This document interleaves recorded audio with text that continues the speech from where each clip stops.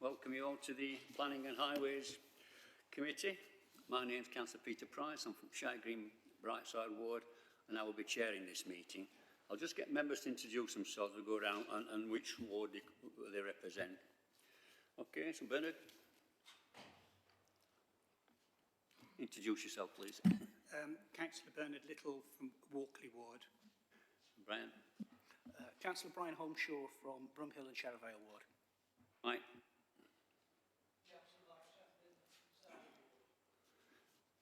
Dan. Sorry, my name is Diane Hurst. I represent Richmond Ward. And Tony. I'm Tony Dams and I represent Southey Ward. Okay, I'll switch to the other side. Bob's not here. Andrew. Councillor Andrew Sanger, Forward Ward. Roger.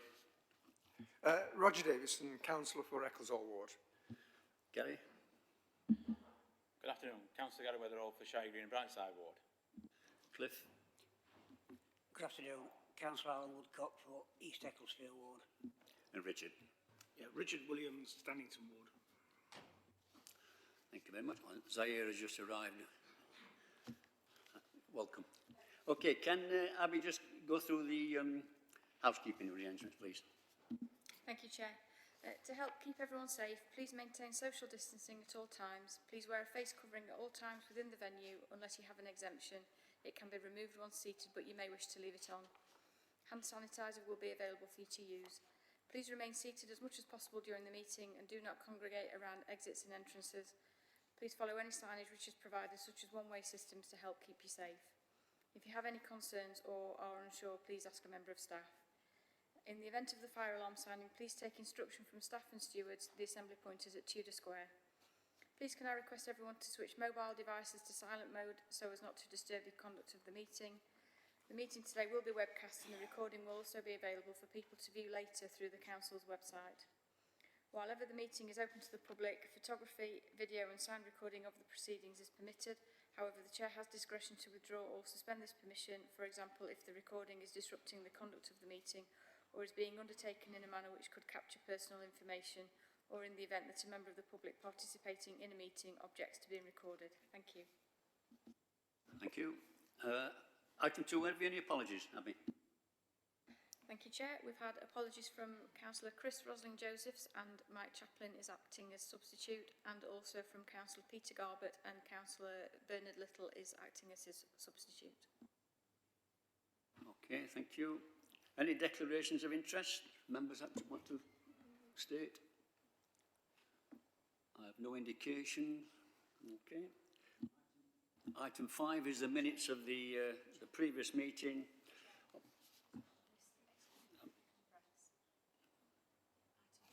Sorry? I've missed it. I've done the... Sorry, I have missed an item. Item 3, exclusion of public and press. There are no items we are recommending, so... Okay. We've done declarations of interest, right? Minutes of the previous meeting. I'll get it right soon. Item 5, page 9. We'll go through it page by page and want any corrections or comments. Page 1. Page 2. Oh, it's page 10 actually, isn't it? Page 11. Page 12. And page 13. September 2 record. Okay. Item 6 is site visit. Can we accept the normal arrangements that the site visit will be, if needed, will be on the Monday before the committee meeting? Happy with that? Yeah. Thank you. Item 7 then is tree preservation order. Is here to give a presentation. Over to you, Karen. Thanks, Chair. So yeah, the TPO came about due to the TPO is on Archer Road, just next to the train line and the Chief, and it came about as because of redevelopment of what was Virgin Gym into Home Bargains the summer of last year. They started doing a lot of clearance works as part of that, which raised alarm bells for local residents for abandoned trees along the bank. So several residents and councillors got in touch with UED department and requested that we serve a TPO on it. That was done by Leonie, who's now left the department. She was temporarily covering the post, but she she carried out tempo assessments, and they showed that it was worthy of retention. Then the time lapse between 6 months you have to give between serving the TPO and confirming it lapsed due to complications in the team structure and obviously COVID. So that's why we're here today. So that's why there's this supplementary plan here. It's not the original one that was served, it's this one now. And the reason the plan is different is because when tempo assessment was then carried out again by Pete Simpson, who's now left as well, but he basically deemed the trees within the car park not to be worthy of TPOs by the fact that they don't have much in the way of visual amenity, and also they're part of the car park layout, so you'd hope that the leaseholder of Home Bargains would, you know, be up for having a nice tidy car park and replace any trees that fail. So that's why the plan's been revised. I visited the site this morning, and it's, yeah, I can see why it's been protected. If you're living in one of those terraces and all those trees get ripped out, then you've got a massive retail unit as your view, which not many people would want really. So yeah, I'd ask you all to support the TPO. But I think there are 2 speakers here today, so I'll leave it over to them. Thank you. We do have 2 speakers. Can we invite them in, please?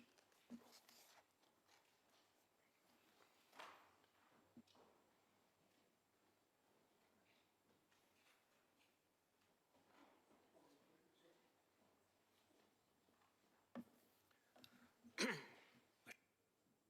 should also say that I've been covering confirming these TPOs the last couple of months because we haven't had a dedicated tree officer, but we've now got Ness Lyons, who's over in the corner there, and she's going to be confirming the trees from now on. So.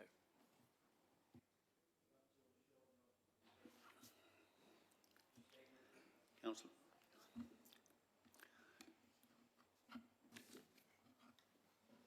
Councillor Auckland, you have 5 minutes to speak.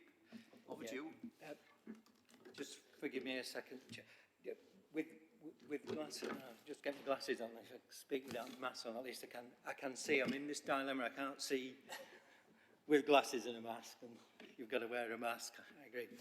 Right, Chair. Thanks. Ever so grateful for the opportunity to speak in favour of the tree preservation order before members today, and in many ways grateful to Home Bargains for developing the former gym site, which had turned into a terrible vandalised, graffiti-strewn eyesore.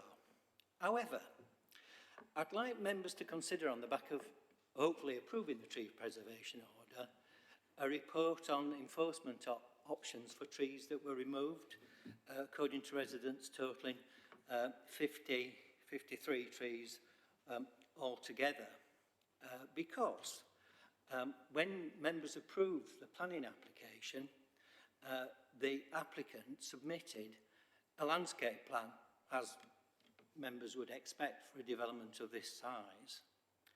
And the landscape plan said all of the trees on the boundary on Archer Road. Unfortunately, we can't present you with pictures, but residents have photographs to show the situation. The landscape plan said that all of the trees between Archer Road and the car park boundary would be retained, and a large number were removed. Now, when planning officers issued the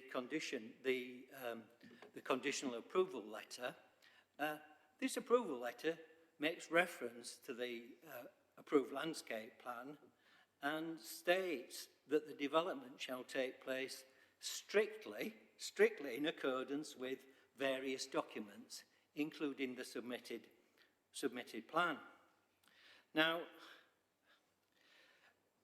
on the ordinary construction of words, you think that strictly means it's going to be done, and that the trees would be protected by condition. I completely accept that the trees could be removed by the landowner if not subjected to a tree preservation order, but no development had taken place prior to, no trees had been removed prior to the issuance of the decision letter.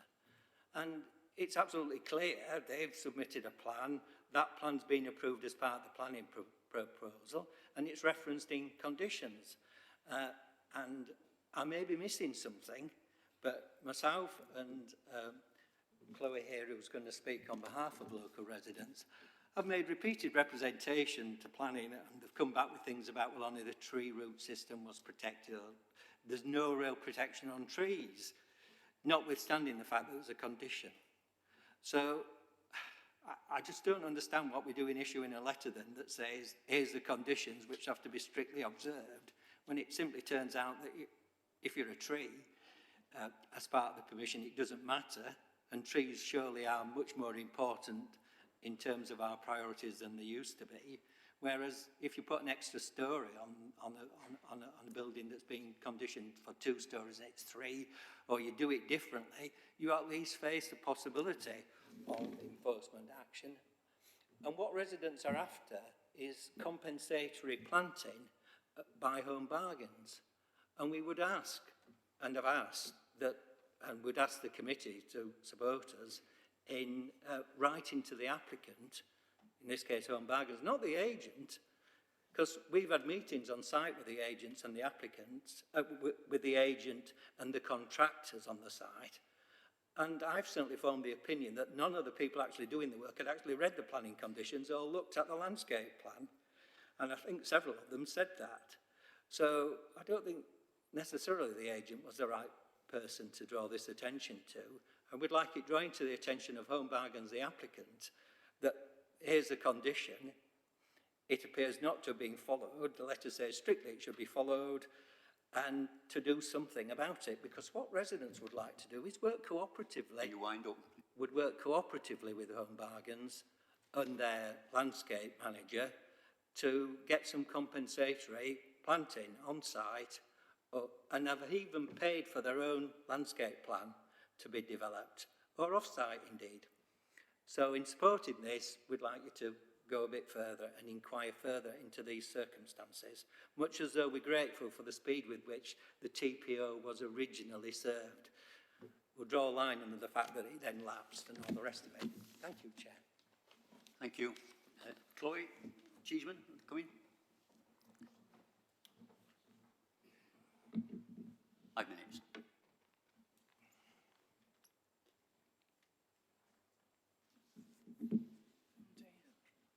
Can you hear me okay? Brilliant, thanks. Hi, my name's Chloe Cheeseman, and yeah, I just wanted to speak strongly in favour of reconfirming the TPO, just on behalf of the members of the Archer Road Tree Preservation Group, as we've named ourselves, which is over a dozen households who back onto these trees on the home bargain site. Obviously, as a couple of you have mentioned, in the middle of June 2020, we were very alarmed as residents by the sound of chainsaws at the end of our garden, and we discovered that that was as a result of contractors felling these trees.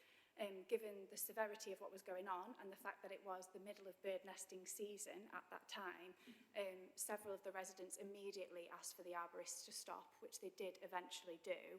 And subsequently, we've come together as a group based on a really shared, strong feeling about wanting to stop any further destruction of these trees. There are actually 41 households that live along that stretch of road, of which we spoke to 40 of them in June 2020, and 28 of those households, which is 43 residents, were strongly against cutting down or damaging the trees, unless obviously it's essential for health and safety. And there were only 6 households who felt indifferent, shall we say, or negative. I don't live on that stretch of road anymore. I only move around the corner, and a few of residents have moved on. But I have spoken to the 12 remaining households in preparation for today, and everybody who is still there feels the same. and passionately about the issue. Obviously, as Ian said, we documented carefully 56 mature trees that were felled. Some of them, we measured the stump sizes, some of them were 15 inches in diameter, so they weren't just weedy little saplings.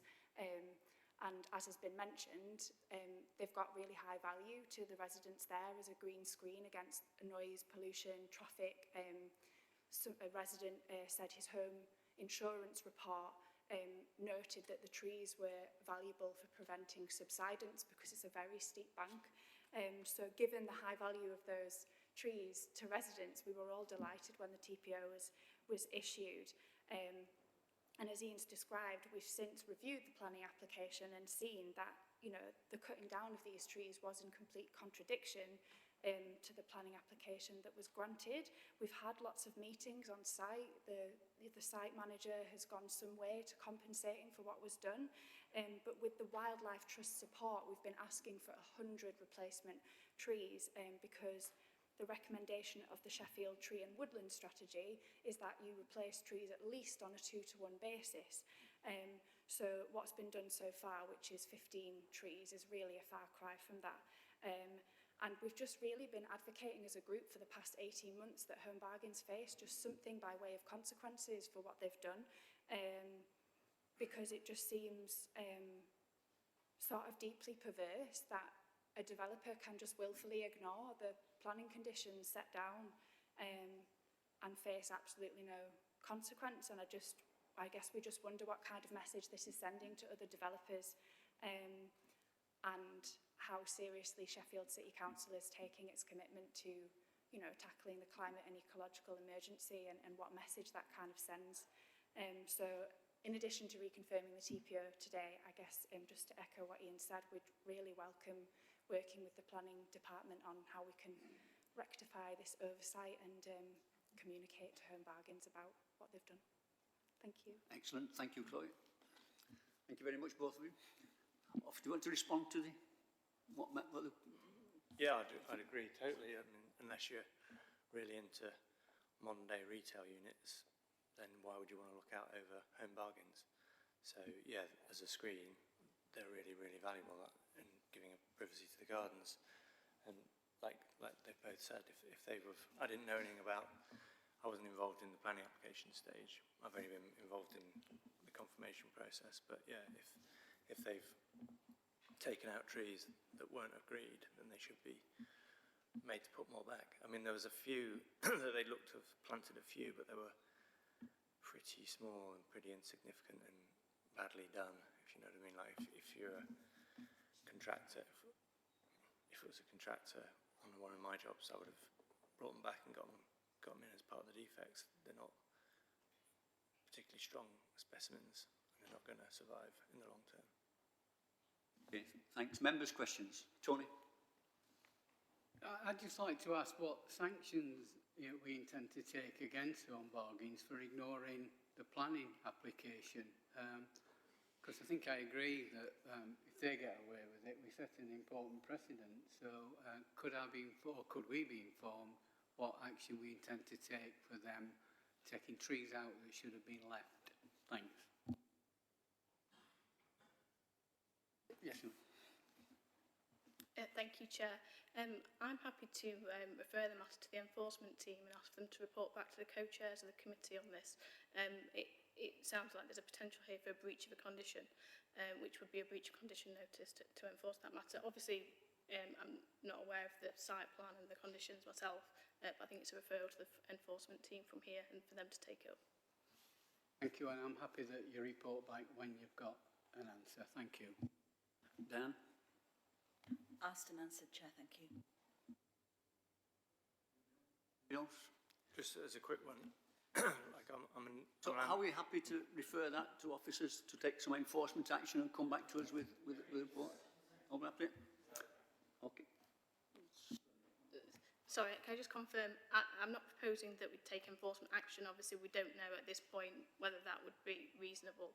I'm just suggesting that I go back to the enforcement team and ask them to look into the matter and then let us know what the status is. Yeah, I think that's what we understood, that you were going to come back with something. Thank you. Yeah, Gary, did you want to go in? yeah, I did, Chair, yeah. No, I don't think that's very clear. I think what we said, I think Councillor Dams has said, same as what we're all thinking, that it's out in order for home bargains to do what they've done on the last application. And we need our officers, yourselves, legal and governance, to go and put the full weight of the council's resources behind it to get this resolved and get trees back on site. So will you let Pete and Diane, co-chairs, know the outcome of that, and then we can all get that from them. Thanks. I think there's an overwhelming feeling here that a wrong has been done and we need to get it corrected. You know, not just for the residents, but for our climate as well. And so I just think that officers could come back with us with a recommendation of how we can pursue this. Chair. Certainly. Obviously, just from my perspective, I haven't got the condition in front of me, so I can't, or the site plan, or being on the site myself, so I can't say whether any conditions have been breached. But I appreciate there's a matter to look into. Thank you. I think we're happy that we get the proper response rather than someone put on the spot in a meeting. Thank you. Just a quick one. In terms of a response I think we should be asking for, it would be a fully detailed landscape plan, which includes, you know, enough trees to compensate for losses, and they'd be going in as decent size specimens, not just sort of tiny whips that are just bunged in by a contractor over on a, you know, on a day. So we need to be asking for a full set of construction drawings and specifications and, you know, softworks, layout plans, and then a commitment to see that they're planted and maintained as well. There needs to be some sort of 12 months defects and maintenance period on that planting. Thank you, Chair. Yes. Can I suggest that when Vicky's talking to the enforcement officers, she refers to Sam to get some recommendations to take that forward as, you know, the enforcement team and our urban and environmental design team work together on that. Thank you. Yep, well, I'm happy to do that.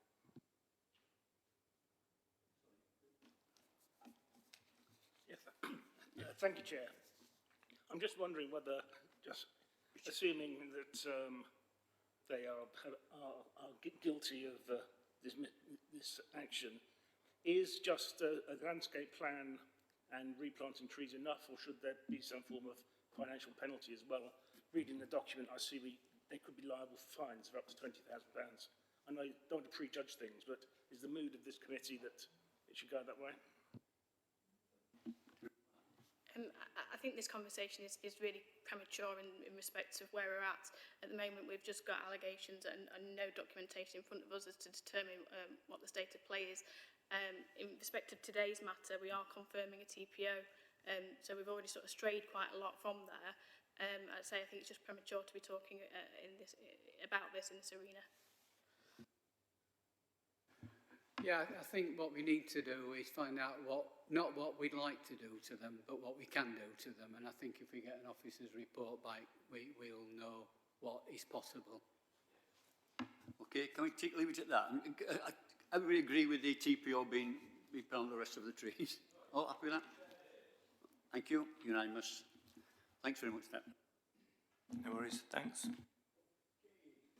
Go on to item 8 now, the application of the order under various acts. Just to report that item 8, the land at Walker Lane has been deferred. We couldn't go organise a visit because of the state of the roads and the weather, so we're going to defer that to the next meeting. That's happy with everybody. Can we go on to 8B then, the application on 33 Love Lane, the former 53 Bridge Street, the car park. Is that Sarah? Yeah. Hi. Bring up the slides, please.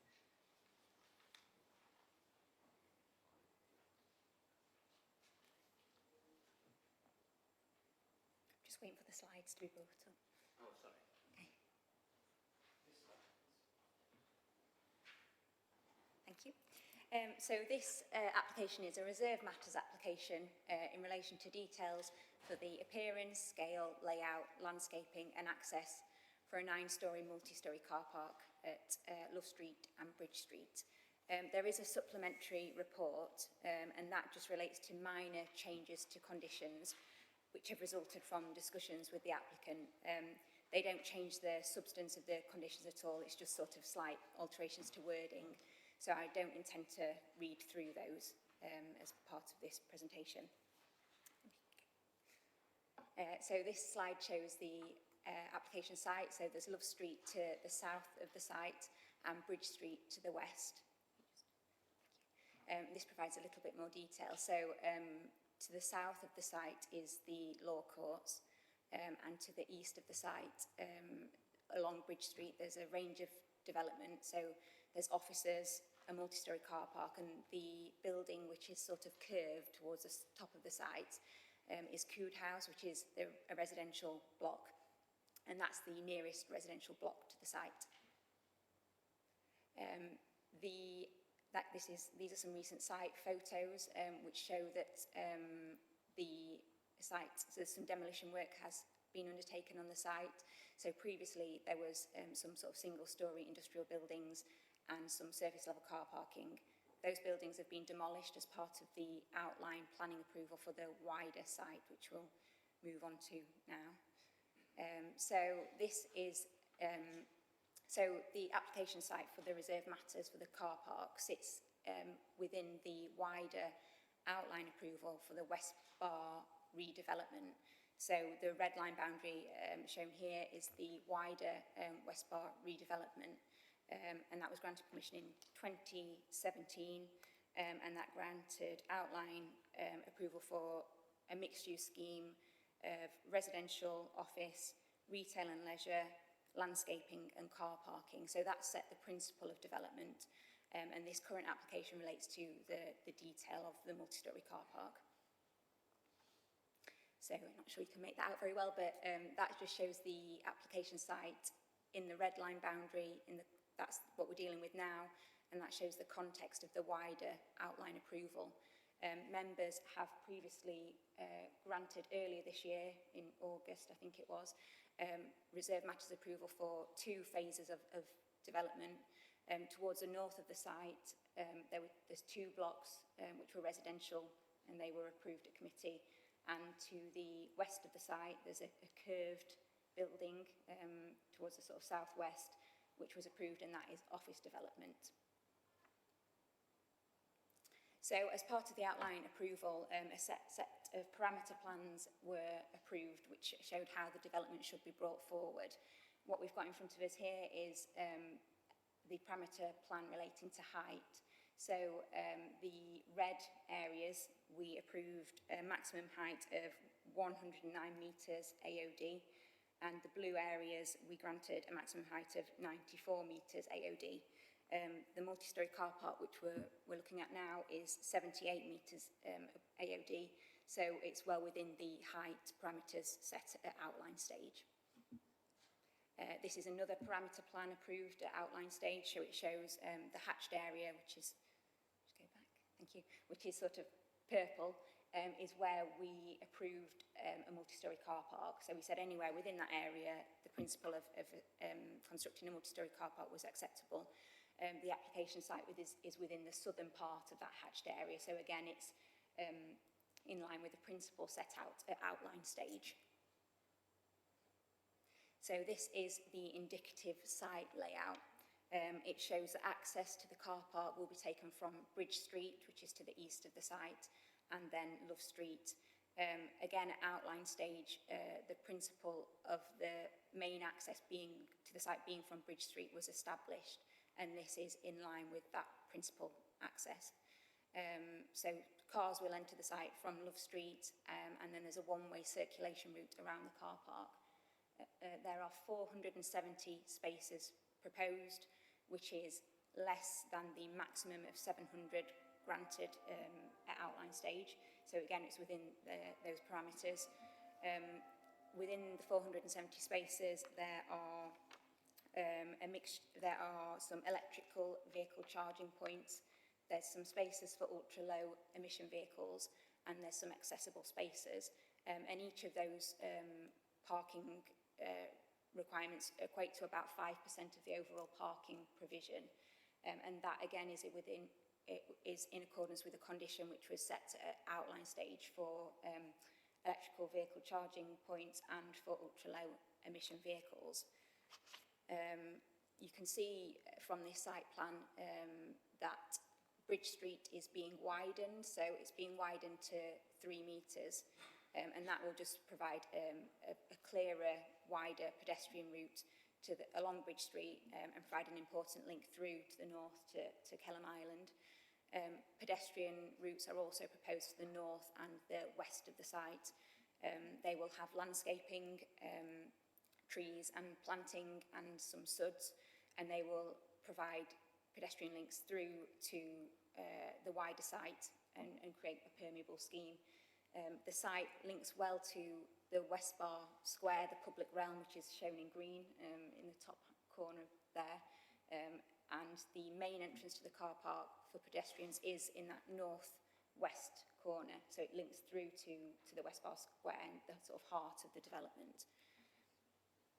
Can skip that one, please. Thank you. So these are just further indicative layouts. I think that's ground floor and first floor. So on ground floor, you can see that there's a site office. There's an office for staff there on the west, and that will provide some activity to that western pedestrian route through the site.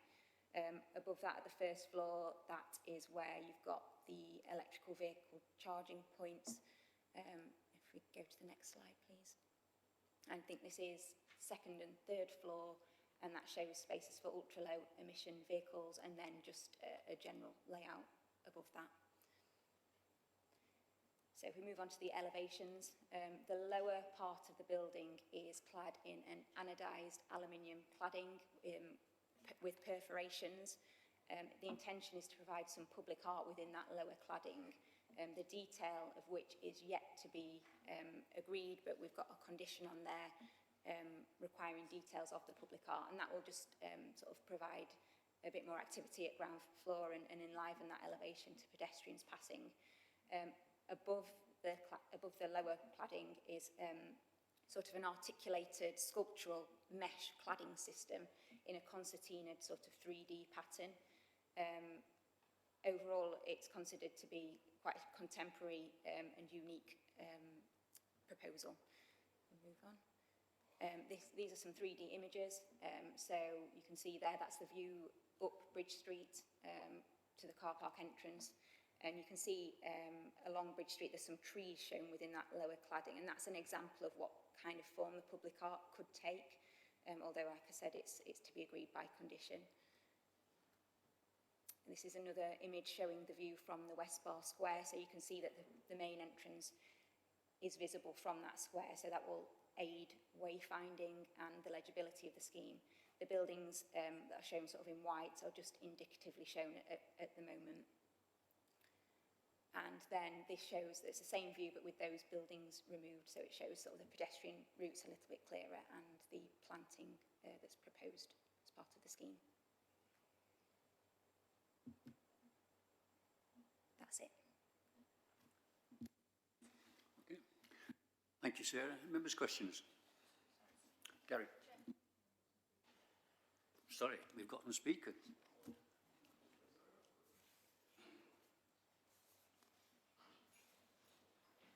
Yes, in favour.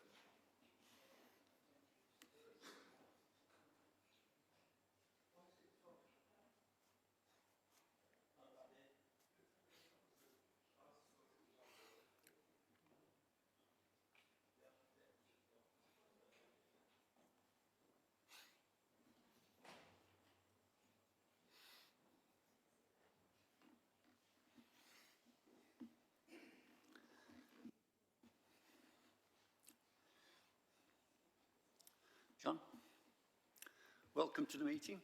You've got 5 minutes. Thank you, Chair, and good afternoon, members. I'm John Suckley, and I'm the planning agent for Urbo West Bar Limited, the joint venture partnership between local developer Urbo Regeneration and Peveril Securities, a member of the Bowman and Kirkland Group. You may recall that I spoke at Planning Committee in August in support of Urbo's build-to-rent and office reserve matters planning applications, which members approved. Urbo entered into a £150 million funding agreement with Legal & General in 2020 for delivery of Phase 1 of this important regeneration scheme, comprising around half of the site. Phase 1 is made up of the build-to-rent apartments, office building and extensive public realm, including a landscape public square, all approved by members in August, plus the multi-storey car park before you today. Urbo has worked closely with your officers on this application and would like to thank them for their hard work and recommendation for approval. The multi-storey car park is an integral part of the first phase, and this is the final reserve matters application which completes this. As a result, it is a key component in securing the future of the project and the 6,000 to 8,000 jobs the regeneration scheme will bring to West Bar. Outline planning permission for the regeneration scheme was granted in 2017. The outline planning permission sets a maximum parameter for up to 700 car parking spaces and not exceeding 25,000 square metres. The proposed multi-storey car park accords with the land use parameter plan approved by the outline permission and proposes 470 car parking spaces in a 9-storey building of approximately 13,900 square metres. The outline planning permission set a maximum building height of 93.30 AOD, and the proposed car park falls well within this maximum height parameter with a height of 70 AOD. The multi-storey car park essentially provides all of the long-term car parking provision for the West Bar regeneration scheme and provides a vital element of car parking for each building's occupiers, which will support the successful leasing and occupation of all of the space at the site. The car parking provision includes up to 50 spaces to be offered for use for the first phase office building and 150 spaces for the build-to-rent apartments approved by members earlier this year. The car parking will provide 22 accessible spaces, 25 electric vehicle charging spaces with built-in capacity for the number to be increased to track growing demand in the future, and 25 spaces for ultra-low emission vehicles. The car park will provide safe and secure access for many of the disabled spaces required to serve the West Bar development. No objections, subject conditions have been raised by any internal or external consultee, including the Local Highways Authority. A traffic management scheme has been agreed between Urbo and the Local Highways Authority, which includes support for alternative transport modes and in particular permeability for pedestrians through the site and cycle provision. Urbo's traffic management strategy will see the delivery of more cycle spaces than car parking provision across the West Bar development. The multi-storey car park is well designed and will provide active frontages. A green screen to the west elevation and public art in the cladding is proposed to enliven the elevations and provide a positive relationship with pedestrian routes. The proposed public realm to the west of the building will include planting and rain gardens to facilitate sustainable urban drainage systems. Bat and bird boxes are also proposed, which will further improve biodiversity. The development will not have an unacceptable impact on existing residents' amenity, and no objections to the application have been raised by the local community. Urbo fully respects the short-term impacts that construction can have, and to safeguard against this, a construction environmental management plan and a dust management plan will be submitted to the council in line with the outline planning permission for consideration prior to the commencement of the development. Baumer and Kirkland, who have successfully delivered a number of projects in Sheffield, are accredited considerate contractors and will comply with these documents to fully minimise any short-term disruption. In summary, the West Bar regeneration scheme will deliver significant and important investment in regeneration benefits for Sheffield. The multi-storey car park is required to complete the £150 million first phase delivery and will act as a catalyst in the regeneration of the area as a whole, which has been a strategic objective of the Council since 2004. It is therefore respectfully requested that members grant reserve matters consent in line with your officer's recommendation for approval. Thank you very much for your time. Thank you, John. Do you respond at all? No. Members' questions? Gary.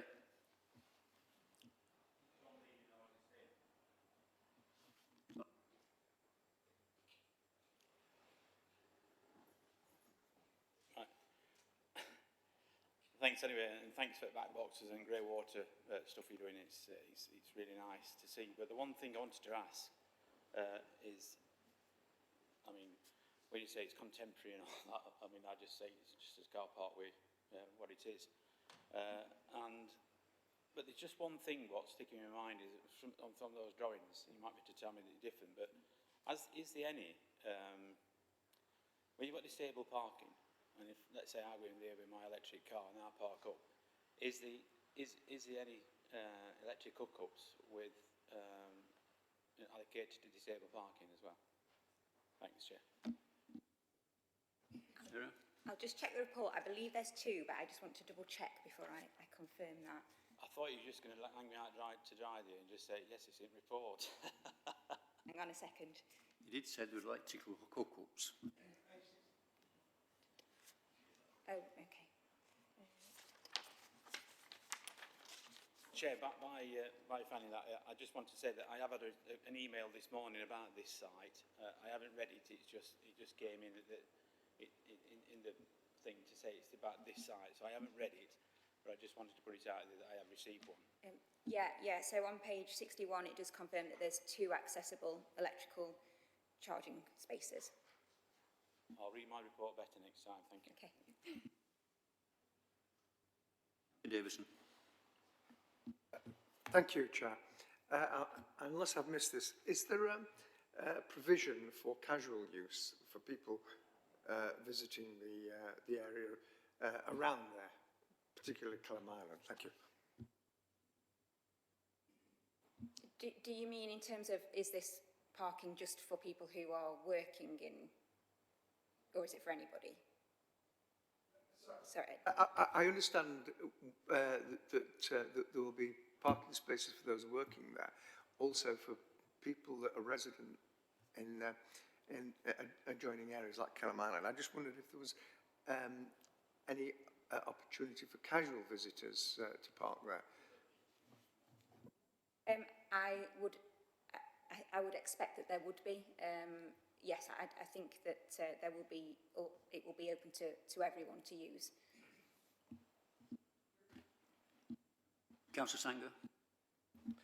Thank you, Chair. I mean, I do want to pursue Councillor Wetherell's point, because we've had the agent for the developer give us warm words about this is what they're doing at the moment, but that they will increase the amount of electric charging points. It just seems to me that by the time this is built, 25 out of 470 is a fairly small amount. So is there anything that can be done in terms of conditions? I didn't understand the reference to condition 33 later on, because the conditions don't go up to 33. So is that from the outline planning permission? Yeah, so the outline planning permission included conditions which still apply to this application. We don't have any specific policies relating to the amount of electrical vehicle charging places to be used, but I do believe that there is capacity, should and as it probably will, there be greater demand in the future for them to be able to retrofit electrical vehicle charging points. Yeah, no, I accept that, and I say that's what the agent said. It was just, is there any way we can make sure that happens? Because, you know, in 4 or 5 years' time, it's not going to be 25 out of 470, is it? It's going to be, you know, all new cars by 2030. Yeah, so it's going to change very quickly. I just feel this is an opportunity to make sure that we have significantly more than 25, and whether we can do that by condition or whether we can do that by other means. But I'm keen that we have as much available for ultra low emission vehicles or electric vehicles. The condition on the outline application states 5%, so this is in line with that. Whether we could perhaps put a directive on the application saying that they could consider providing more, and that might satisfy. Yeah, I think this is the old problem we have with both. We've got 2 problems here. We've got the outline planning permission, which is a number of years old, and we've got the city plan that is very old, and therefore 5 and 10% seemed like sensible numbers 10 years ago, but now any number below 30 or 40% seems low. Frankly, it should be higher than that. So if we could, can we do it as a directive then, that up to 50%? Well, we could put a directive on advising that that more should be considered, but I don't think we have the policy backing to request something in the range of 50%. Okay, thank you. I think commercial will drive it. I think people they will have to sustain the demand. Sorry. Councillor Hurst. Thank you, Chair. Yes, it was just to follow on from Councillor Wetherell's comment at his question earlier. I believe all members of the committee received an email earlier today commenting on this application. I have acknowledged that, refused to make a comment because this is where we make our decisions, and forwarded it on to officers, and I copied all members of the committee into that so that they could see what that was done. So it's just for a matter of record. Thank you. Noted. Councillor Holmshaw. Hello, hi. I got some data from the previous planning application at the Science Park in connection with transport. So that was that we were provided with the information that data from a number of Sheffield City Council car parks from 2015 to 2019, and also snapshot surveys in 2019, found car parking capacities within the city centre were broadly similar with each other. The results of a 2009 detailed car parking survey indicated a constant long-term picture, that for a weekday, the peak long-term car parking occupancy is 70 to 80%. The peak short-term car parking occupancy is 60 to 65% from approximately 10 a.m. to 3 p.m. I think the point being here that we don't need another car park. Who would agree with that?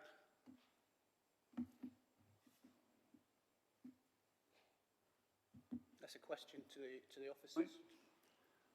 This is a massively growing area, but anyway, sorry.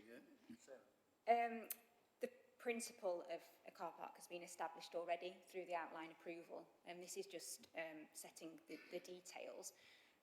So that's really, you know, the principle has been established, it's been permitted. And in relation to capacity, I don't have access to those figures, but this is a new redevelopment and a new area of the city that will be growing, and parking provision is required for that area.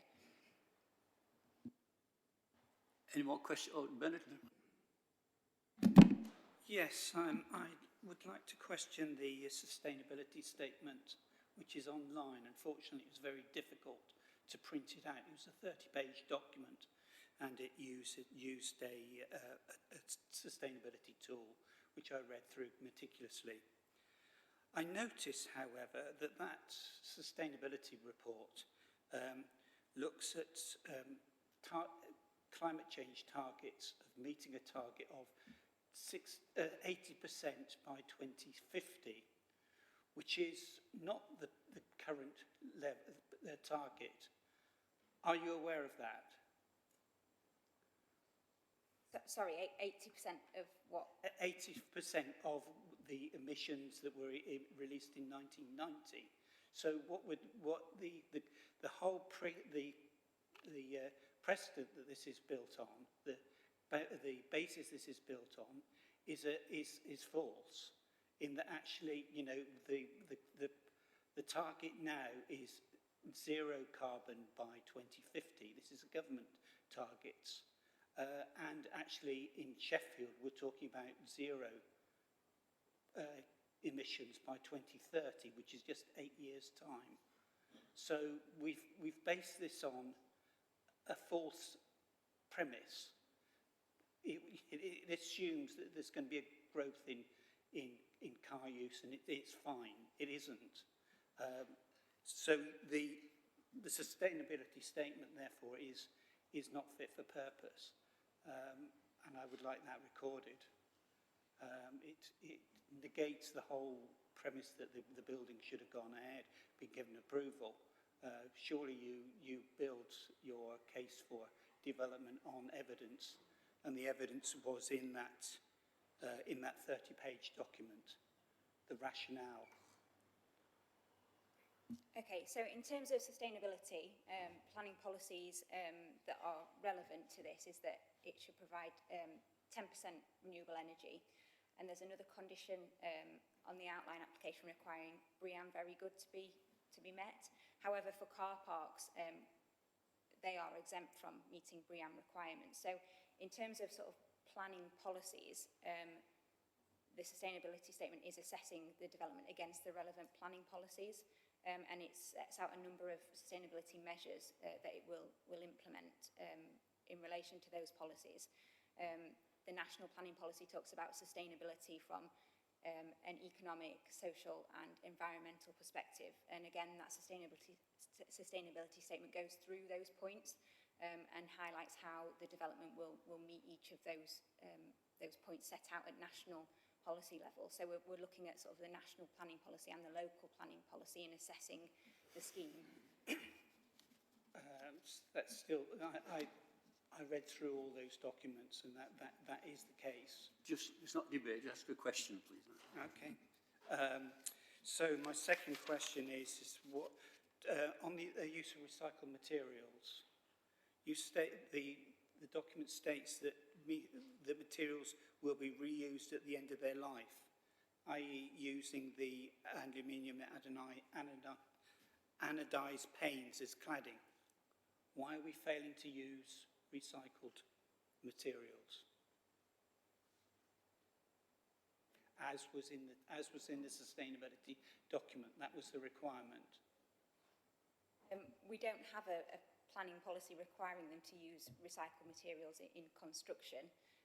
So the application that we're looking at, they've put forward the materials that they've put forward, and that's on the basis of what we've assessed it.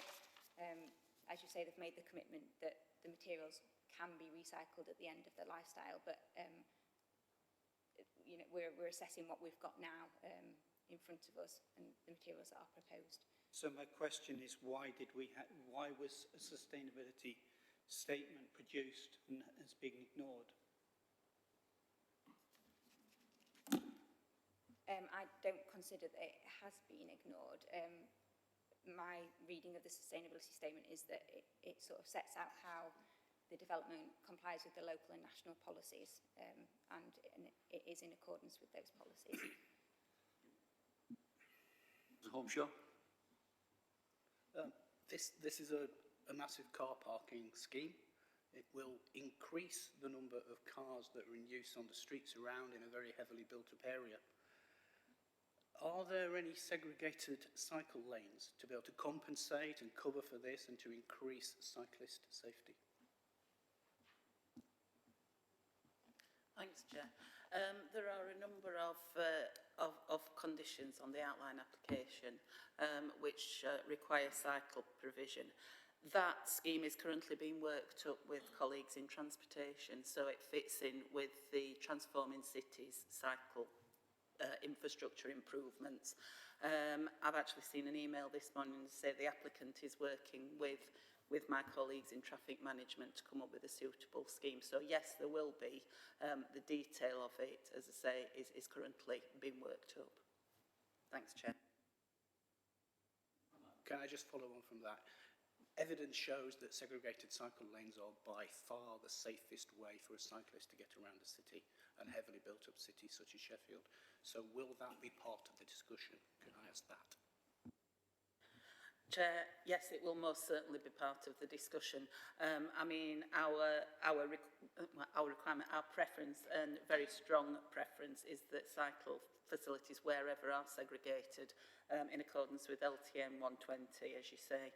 And that is very much, you know, the first port of call. To the best of my knowledge, that is what we're aiming to provide. But as I say, the detail is still a work in progress, so I can't confirm that 100%. But that's the starting point. Yes. Sorry, can I just add to that, because I'm aware of some discussions that have been going on, and my understanding is that the segregated cycle routes will be provided as part of the Transforming Cities Fund, as Helen said, but I don't think that they go down Bridge Street, and I don't think that there is an intention to have those down Bridge Street as part of this scheme, and I don't think there's necessarily the requirement for that, but there will be cycle improvements at the junction of Bridge Street and the Inner Ring Road. Sir Councillor Little. Yes, I refer again to the sustainability statement contained on the website. What are the design constraints of the building to prevent car club and car share schemes being implemented?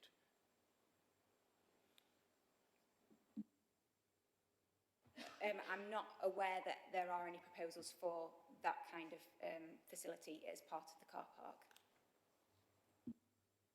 My question was, you know, what were the constraints? Because that's certainly what was asked in the sustainability statement. I'm not aware of. I'm not aware that that was. I'm not aware of what the particular constraints were, but I'm not. They aren't proposed as part of this scheme. Any more questions? Comments? Yes. Thank you. I live in the 21st century. Things are changing and changing rapidly. We're moving away from the old internal combustion engine. We're moving on to electric and hybrid cars, and we're moving at quite a pace. Maybe even synthetic fuels, which are already being discovered, which can be used in diesel engines, which will not have the pollutants that diesel has. I think this is a very good scheme because we're in the 21st century. We have to look at integrated transport, and we can't go back to a primitive form of transport. We have to look ahead, see how we can sort out the provision for jobs and for travel in the future. And I think that there is a very, very great a demand for car parking spaces which cannot be fulfilled at the moment around that particular area. And so I am going to vote in favour. Thank you. Richard, did you? No? Sorry, Andrew. Thanks, Chair. I mean, I shall be supporting the officer's recommendation on this one. I mean, it's clearly a challenge when you have the first outline planning permission in 2007, and then I know we looked at it again in 2016, and things do move on. But there is an outline plan for West Bar, whether that's a mix of office, residential, retail, leisure, and the hotel. And the car park was part of that scheme. And I don't think enough has changed from 2016 to be against this planning application. I think all those other uses of the regenerated West Bar is going to need some car parks. I accept what my colleague has said. We don't know what the mix of vehicles will be, how many people will walk, how many people will cycle. But I think there will still be some need for motorbikes or cars, and whatever the fuel is, whether that's electric or whether it's hydrogen or whether it's or other means. I do think that the car is not dead, and I think where we have this development, which we've said since 2007, should have a multi-storey car park, it still should have a multi-storey car park, and therefore I shall be supporting it. I think the designs are okay. I think there are still challenges with the whole West Bar scheme, but in terms of this particular item, should it have a car park? Yes, it should have a car park, and this is the car park that we're deciding, and therefore I support it on that basis. Thanks, Chair. Anybody else want to comment? I'm prepared to vote. Remember, we've already agreed outline plan for approval. All we're agreeing here is the reserve matters approval conditionally. So I'll move. I'll go around the table. Sorry, you want to speak? Sorry. Yeah, sorry, you did spot me there, Peter. I wanted to say, comment, that the case is not proven, that the car park is needed in this area. I haven't seen the evidence for it.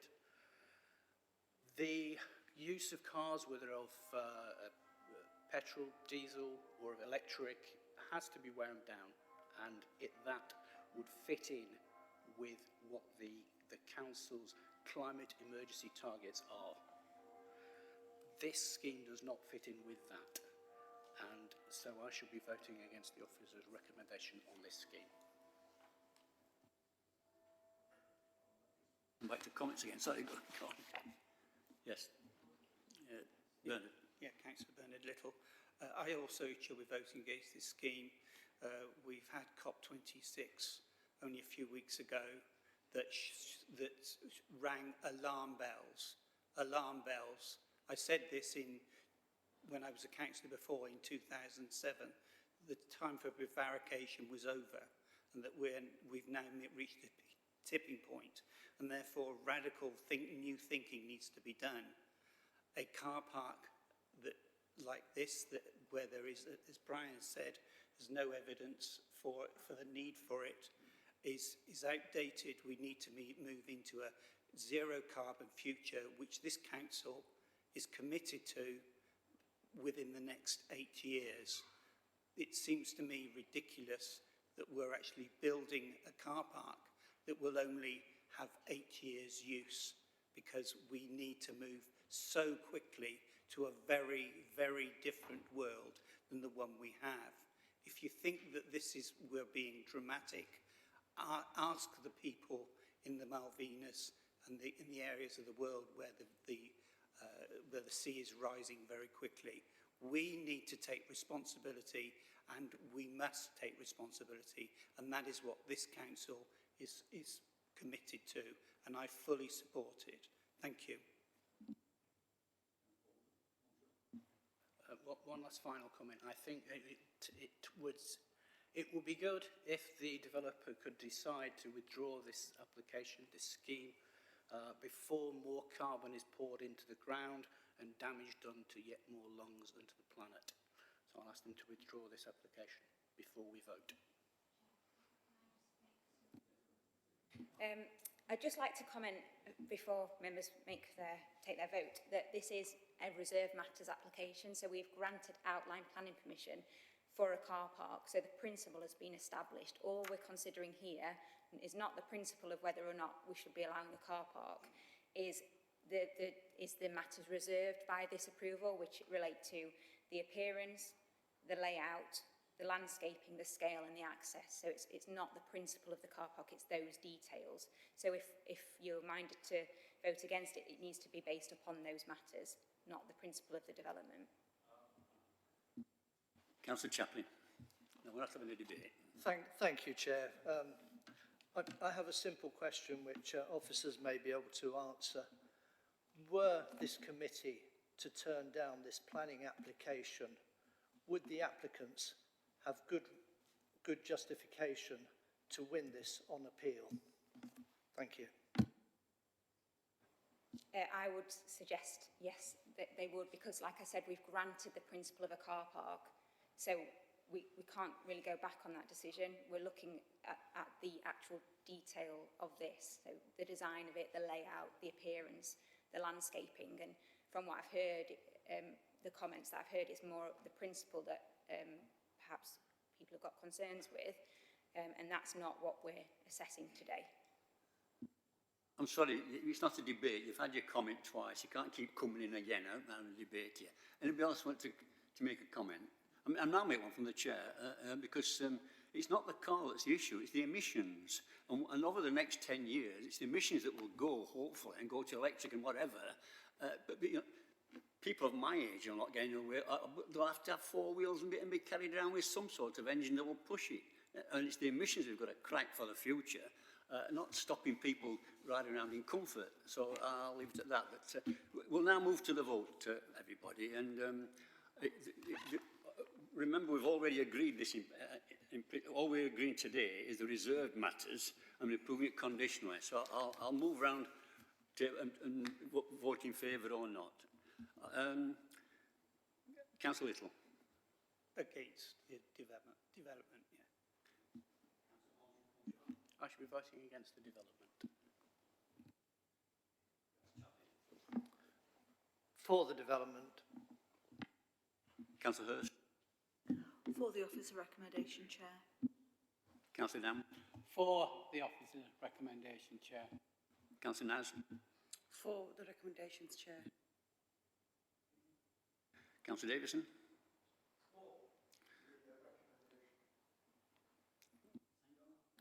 For the officer's recommendation, Chair.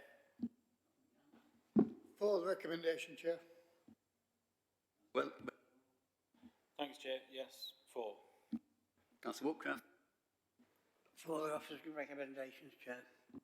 And Councillor Williams. Thank you, Chair. For the recommendation. That's clearly carried. Okay. Thank you very much. Move on to the next item, which is more difficult. Item application, La Forma 88 Pinston Street, page 69. Sorry, Thank you, Chair. If we could just move on to the first slide.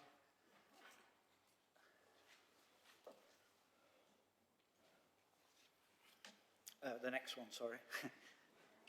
Yeah. Okay, so this slide shows the application site which adjoins Pinston Street, Charles Street and Cambridge Street.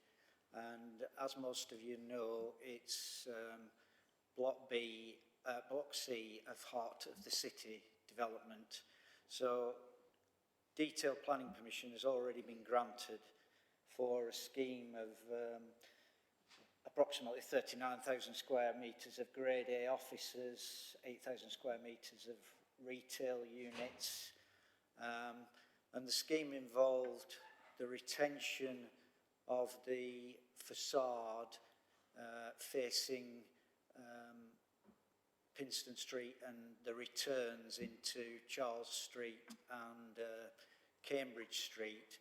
But the roof and all the chimneys and everything on it were to be rebuilt in a similar design to what was there. They were going to be removed, but they were to be replaced in a similar design, and that's the consent that was granted. Now, this particular application is seeking approval to change some of the approved plans that were agreed as part of that consent, and that involves not replacing all the chimneys that were approved as part of the original consent. So there were 6 chimneys to be reconstructed, and the replacement plans you're being asked to approve show only 1 chimney to be reconstructed.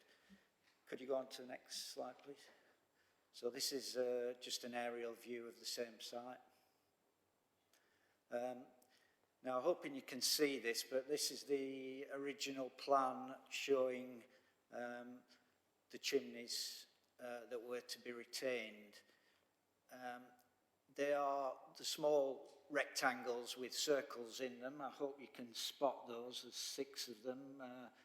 Most of them are along the frontage of Pinston Street, and then there's 2 on the Cambridge Street frontage. If you could go on to the next slide, please. This one is the current replacement plan that's been proposed, and if you can spot where the facade facing Pinston Street, that's the one at the bottom of the plan, there's a step in that roofscape there, and that's where the one chimney that's to be retained is being proposed. Next one, please. So these are just some images of the building. They're not right up to date because obviously the scaffolding has been up there for quite a while, so we had to get some older images.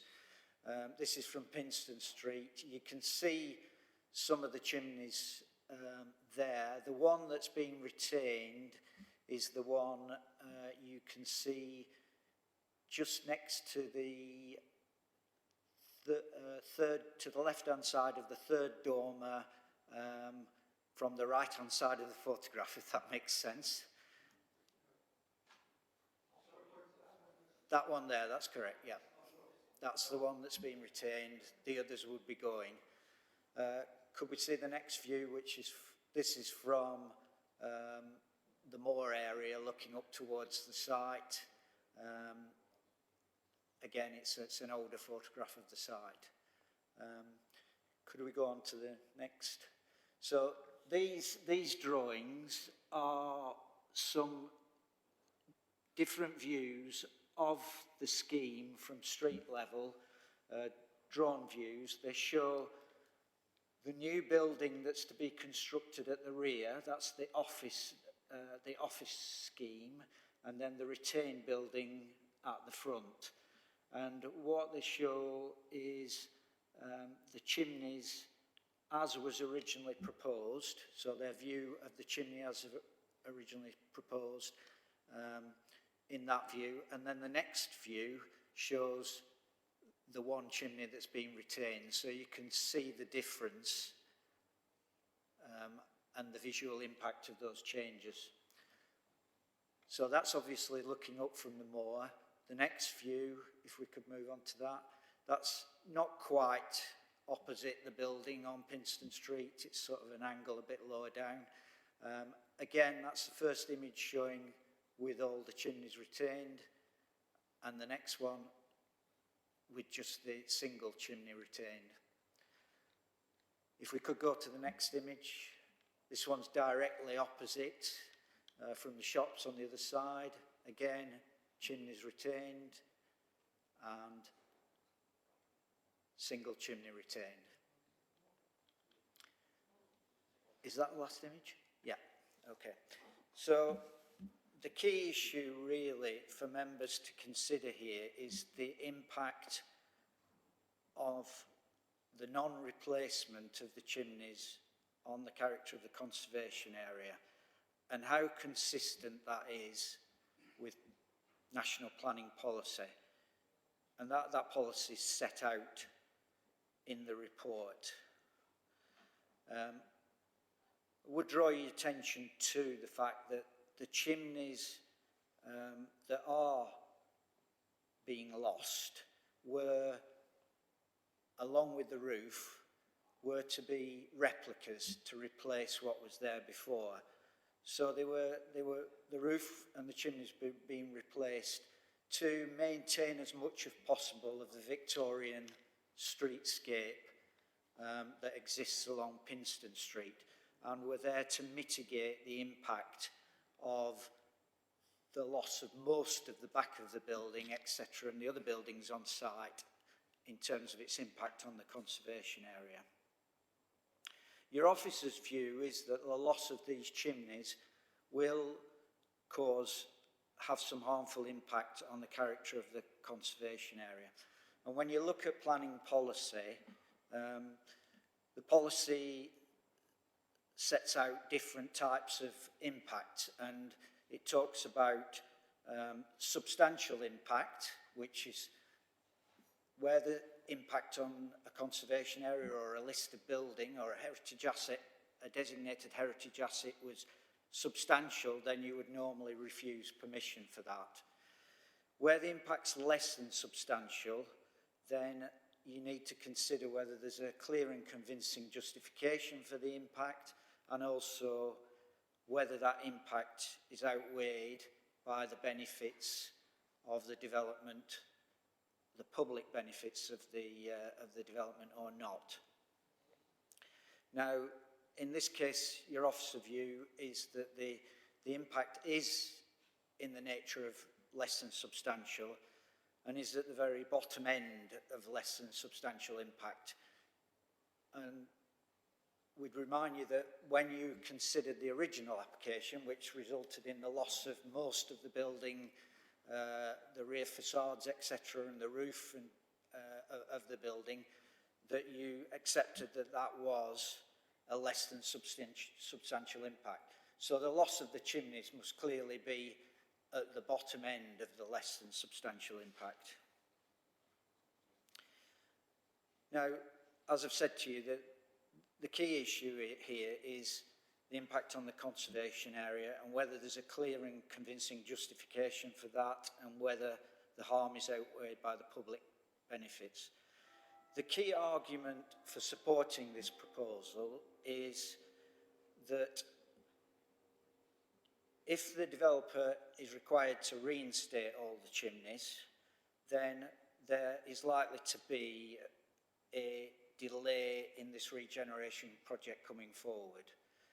The developer has already pointed out that due to pandemic and other construction issues on site, that the scheme has been delayed by some 18 months already. And the additional delays of having to rebuild the roof and order materials, etc., and get contractors involved, would result in another 6 to 8 month delay with this project. The applicant has pointed out that they've got 2 office tenants who are about to sign up to some of the space in the building and hoping to be trading in June and August next year. And the delay could result in the loss of those tenants to the scheme. They've also got 3 retail tenants who they're hoping to sign up, and there would be some difficulties with that again because the scaffolding required to reconstruct the chimneys and the roof, etc., would require, would delay the implementation of the shop fronts, which would clearly be critical to occupation by those retail units. And there's a possibility that that interest from those occupiers would be lost. So that is, in your officer's view, the key argument for supporting this, which is that this is a really important regeneration scheme for the city centre that's clearly in need of regeneration following the pandemic and the impact of major shop closures in the city centre, and that it could be delayed, well, it will be delayed by approximately 6 to 8 months. The other argument is that the extra £500,000 that the construction of the 5 chimneys that the developer isn't seeking not to construct would have to be found somewhere else in the scheme. Now, we don't clearly know where exactly that will be. Some of the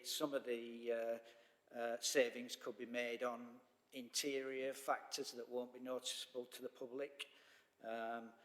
But it's likely that there would be some external impact, and that would degrade the quality of the scheme to a degree.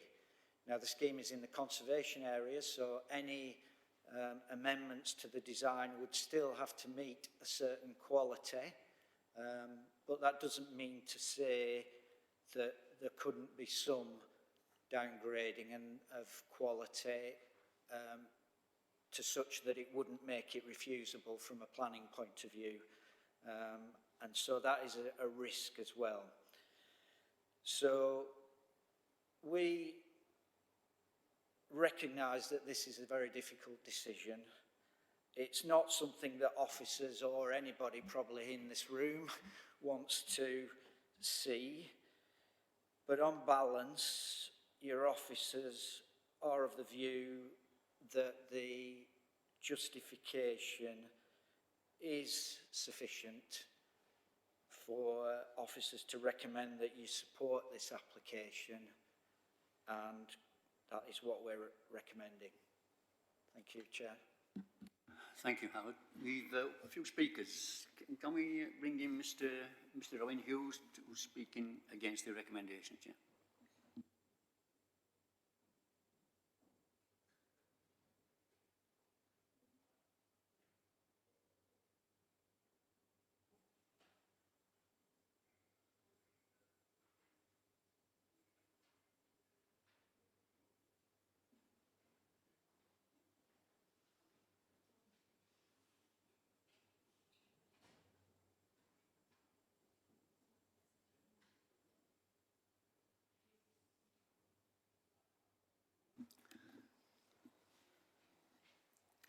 Mr. Hughes, welcome to the planning meeting. You have 5 minutes to make your case. Thank you. Thank you, Chair. So, Hallamshire Historic Buildings objects to this further damage to the Pepper Pot, a much-loved Sheffield landmark built in 1884 for the Mayor William Henry Britton by famous local architects Flockton and Gibbs. Its flamboyant architecture was a bold statement of confidence in the council's transformation of the town that was being hampered by economic circumstances. Just like the heart of the city today, it has great historic significance, and it was a very attractive building before the roof was removed. Respect for heritage is meant to be a hallmark of the Heart of the City scheme. There are billboards all over the site boasting of this, and we were promised that the facade and roofscape would be restored to their former glory. It's hard to imagine a Victorian building without chimneys. Multiple tall chimney stacks are a particular feature of the Flockton and Gibbs style. Nearby Laycock House is an especially fine set. And they also featured on Palatine Chambers and City Mews opposite the Peace Gardens until the 1970s. So removing the pepper pot chimneys has a direct and very damaging effect on both the appearance and the historic significance of this key building in the city centre conservation area. Now, as you'll know, the law creates a strong presumption against such harm, and that's whether substantial or less than substantial. Less than substantial harm is not a less than substantial objection, as the courts have ruled, which can only be overcome in exceptional cases by public benefit that is sufficiently powerful. Heart of the scheme as a whole has undoubted public benefits, but the planning system requires that this particular proposal be judged on its own, and the applicant has agreed this is so. Now, the proposal provides none of the benefits defined in the National Planning Policy Framework. The promised environmental benefit of preserving heritage is reversed. There's a claimed economic benefit from accelerating the scheme, but this is an illusion. Research by Historic England shows that the distinctive historic environment of conservation areas commands a property value premium, increases footfall and attracts more businesses, especially creatives. And the same research shows that degrading that historic environment sharply reduces those benefits. So in summary, do it right now and we reap the economic benefits year after year. Cut corners now and we lose them every year, forever. So in the application for the scheme now being built, the applicant made a point of highlighting the heritage benefits of retaining the roofscape with its dormers, chimneys and traditional materials, all of which they said were visible from ground level. Now that it no longer suits them, they've commissioned a heritage statement that says the exact opposite, and I'm afraid it's the most blatant example of a heritage statement written to the conclusion that an applicant wants that I've seen. I fully agree with your officers that chimneys are both prominent and significant, as the applicant said in the first place, and not the contrary, as now somewhat incredibly they ask us to believe. The restored roofscape is in the approved plans. Was the proposal submitted for a building the architects and engineers did not know how to build, or are they simply unwilling? There's a quibble about the burden of maintenance, which all buildings have. Was this not planned for? Similarly, was the scheme approved without having been budgeting for the restored roofscape or allowing time for it in the programme of works? Or has that time and money been lost on other parts of the project and now the city is being asked to pay for it through loss of heritage and loss of its future prosperity? I'm afraid the inconsistencies between the applicant's positions on the previous application and now seriously harm its credibility. And the commissioning of the work by a heritage consultant to actually contradict a previous stance is somewhat shabby. The council does need to put a stop to what is now common and disgraceful use of partial and unreliable heritage statements in planning applications. Most regrettable of all is that this proposal was submitted in July, but the applicant admits that in August they varied the building contract to remove the chimneys without waiting to find out whether they would get permission. I think this shows contempt for the process, and members of this committee should not stand for being taken for granted in this way. It's a proposal that follows hard on the heels of the dumbing down of another of the blocks in the heart of the city, an attempt to replace its promised natural sandstone with concrete, which fortunately was unsuccessful. And I think a clear message needs to be sent to developers that they can't promise to preserve heritage to gain approval and then treat it as an optional extra later. So I do urge members of the committee to refuse permission. You might also suggest that if the application is resubmitted in a form less damaging to the city's heritage and prospects, any unavoidable harm is mitigated by reinstating the dramatic spire that once graced this city landmark.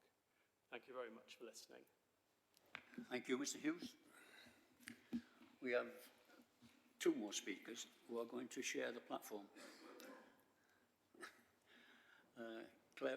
John Phipps and Claire Plant. I agree they could split the time between them. People don't mind that. We're going to speak in favour of it.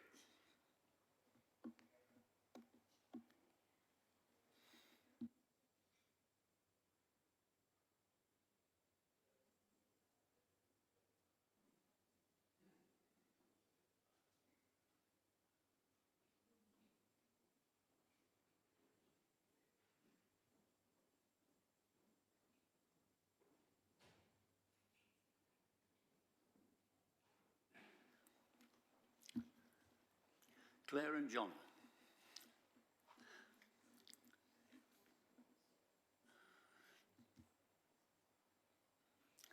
Welcome to our meeting. I understand you want to split it between you, this presentation. So who's going to go first? Okay. John Phipps. Yeah, thank you, Chair. And how long have we got? 5 minutes. 5 minutes in total? A little bit more, than the two of you. Right, okay, I'll be as concise as I can. Yeah, thank you, Chair, for the opportunity to address the committee.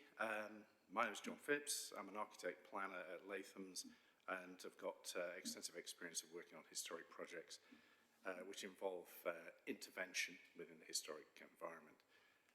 I've supported Sheffield City Council and Queensbury with the repair works to Grade 2 Star Lear's Yard, which you'll know on Cambridge Street, which forms part of the Heart of the City project.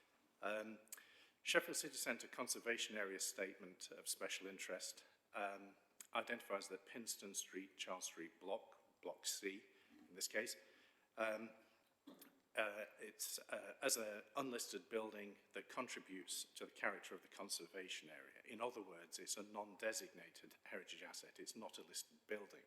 So we need to bear that in mind when we're considering the legislation. The statement of special interest does not explain how the Pinston Street block contributes to the character of the conservation area, but there's a general recognition that materials, height and roofscape are all positive contributors to the character of the conservation area. Although the permission for the complete loss of the building has previously been established, the current scheme does retain the important Pinston Street frontage, including the returns to both Charles Street and Cambridge Street, and in so doing recognises the townscape value of these features. The retained elements include the complicated and distinctive arrangement of dormers, and importantly the corner features, including the Cambridge Street cupola. These features have clear townscape value, which is not disputed, and provide an elaborate roofline modulation, regardless of the chimney's contribution to that. The fundamental requirement of good practice in terms of securing a future for historic buildings is to give them something to do. This may entail the need for intervention and compromise. And decisions regarding intervention within the historic environment must be proportionate to the significance of the heritage asset in question. I think that's embedded in the MPPF. The Pinston Street Block C is not listed. However, it is recognised, I think, by everybody that it does have good townscape value and contributes to the conservation area's character. In the case of Block C, securing a future for the retained elements of the Pinston Street frontage has necessitated the loss of all internal structure, including the support for the chimney stacks. Reinstatement of the chimney stacks, whilst possibly justifiable if the scheme was the restoration of a high-stated listed asset, it is more questionable when the building is unlisted and where the stacks would be both functionless and wholly cosmetic imitations. It's also worth noting that the skyline effect of the chimney stacks will be largely lost as a result of the new 8-storey block to the rear, which will dominate views, as you saw on the Spot the Ball competition earlier. The question is, does the loss of the chimney stacks cause substantial harm to the special character of the conservation area? And the answer is self-evidently no. Thank you, Chair. Thank you. Thank you, Chair. Thank you, members. I think it's really important that we take this back to the Council's wider approach to the Heart of the City scheme as a whole. When the Council took charge of the site in 2013, members will be aware that the previous plans from Hammerson involved the full-scale demolition of this block and the wider blocks within the area, and the disturbance of the street scene and block pattern, which has now been restored and retained. So the master plan that's been pursued by the Council and Queensbury is very different to that. It seeks to put the Sheffield heritage and history at the very heart of the project. And the approach includes the retention, as you've heard from John, of the Lear's Yard, the Grade 2 star listed building that members recently approved for reuse, retention of building frontages along Cambridge Street, Bethel Chapel, etc. You'll all be aware of the context. So the retention of the heritage is really important to the developer, and we know this from working on the scheme. But Heart of the City also has a lot of wider objectives which have to be borne in mind. It's going to be a catalyst, hopefully, for economic renewal, and we're seeing the fruits of that in the HSBC block and other blocks that are now coming forward. It's going to bring job creation to the city, and it has to work as a whole, as a scheme. It has to be deliverable in order to attract the type of tenants that the city wants to attract and the jobs that brings with it. So it's really important that we get a scheme that's going to work in the long term. We cannot simply preserve in situ what's there. Now, the proposals primarily relate to a building which everyone knows is the Pepper Pot building, and essentially that's because of the cupola that's on the corner of the block that everyone will be familiar with, the dome structure, which is currently being restored and will be retained in that location. So as you view the building, as you come from Town Hall or from the moor, that's the primary view that you get. You can see it on the images that have been shown. And you have the very decorative frontage. So the chimneys sit behind that, and they now sit within the context of an approved, brand new, significantly taller building as well. The work's already started on site, and the project has been challenging. We all know the impacts of COVID and the subsequent increases in build times and build costs, and we've got to manage that on site. It's really important to the building that it's sensitively restored, and that's what's been happening on site. And the delays reflect the fact that we are committed to delivering a really high quality restoration on this site. But detailed survey work that hasn't been possible until we've put up the scaffolding and got into the bones of the building have shown that there's a lot more structural issues than were anticipated. So it's been very much a case of designing as we go, which is always the case on these sites, but particularly with these types of facade retentions, it's essential that structurally they're sound and they work. So that's the process that we've been going through. And the impact of that we've got to look at, and hence the application before you. So we need to complete the development, we need to complete it on time to secure tenants, and we need to complete it to a high quality. The facade deserves that treatment, and that's what we're looking to do. And it's really important on that basis that we get a decision as quickly as possible to allow us to continue. As the case officers mentioned, there are a lot of discussions ongoing with prospective tenants, and they are desperate to get into the building. So if the project deadlines aren't met, then there's a genuine concern that the benefits of this scheme are going to fail to be delivered, and that's where this planning balance argument lies. The council have already accepted the loss of the chimneys, and what's being proposed in the permitted scheme is replacement dummy chimneys. So they're not going to be the original chimneys. And as officers have said, the harm is at the very bottom end of less than substantial harm in professional officers' view. The proposals as a whole will continue to retain the original facade of the building as a building within the conservation area, and they'll safeguard the high quality restoration of that facade. They'll also protect the long-term occupancy and maintenance of the building if they can be completed in this way. And therefore, we'd strongly encourage you to support the officer's recommendation. Thank you. Thank you. Cheers. Howard, do you want to respond at all? Thank you, Chair. I think we would, as officers, we would agree that there is some harm being caused here, but not the level of harm that is being suggested by Hallamshire Historic Buildings. Similarly, we probably sit a little bit the other side of what the developer is suggesting, that the harm is less significant than we would believe it is. So I think my only comment is that we would agree with many of the comments made actually from both sides, and there is a difficult judgment to be made here, but we would go on balance with supporting the proposal, taking into account the fact that we do think it does deliver the benefits that are required to meet policy. Thank you. Questions? I don't believe it. Sorry. Gary. Well, I can't believe it, really. You're saying it's not going to be an impact. Our professional officers are sat there saying that when a few years ago, members sat here, and we wanted to keep it. We knew we were going to lose all the inside. We wanted to keep the facade. So, but now you're saying to us, well, things are changing. They need to get on with it, and we're just going to do away with it all and just have one chimney. It looks visibly not in keeping with what we asked for.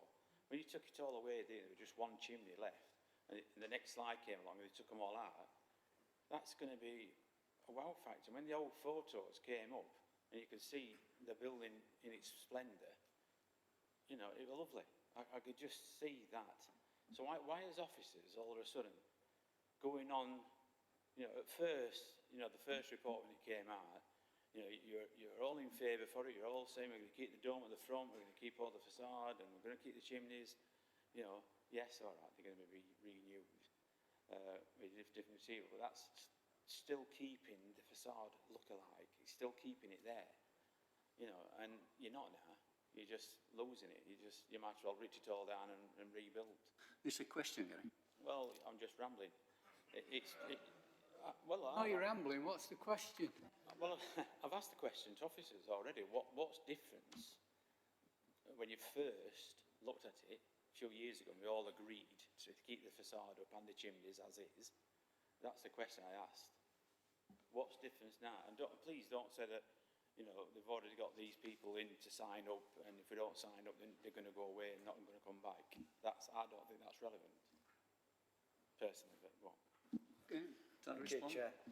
So, I think it's not correct that we're not saying officers are saying there's no impact. We are saying there's an impact, but we're saying that we believe the impact is limited. Remembering of what you was just saying there, that the facade is all being retained. The roof and the chimneys were reconstructions, and the roof is being reconstructed, but not all of the chimneys.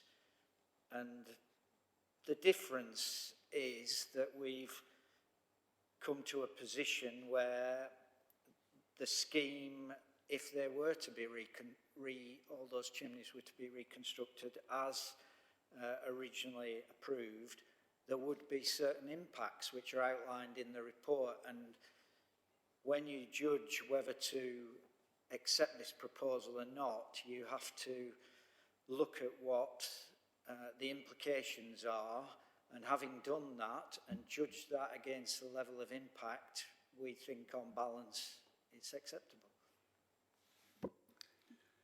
Councillor Holmeshaw, questions?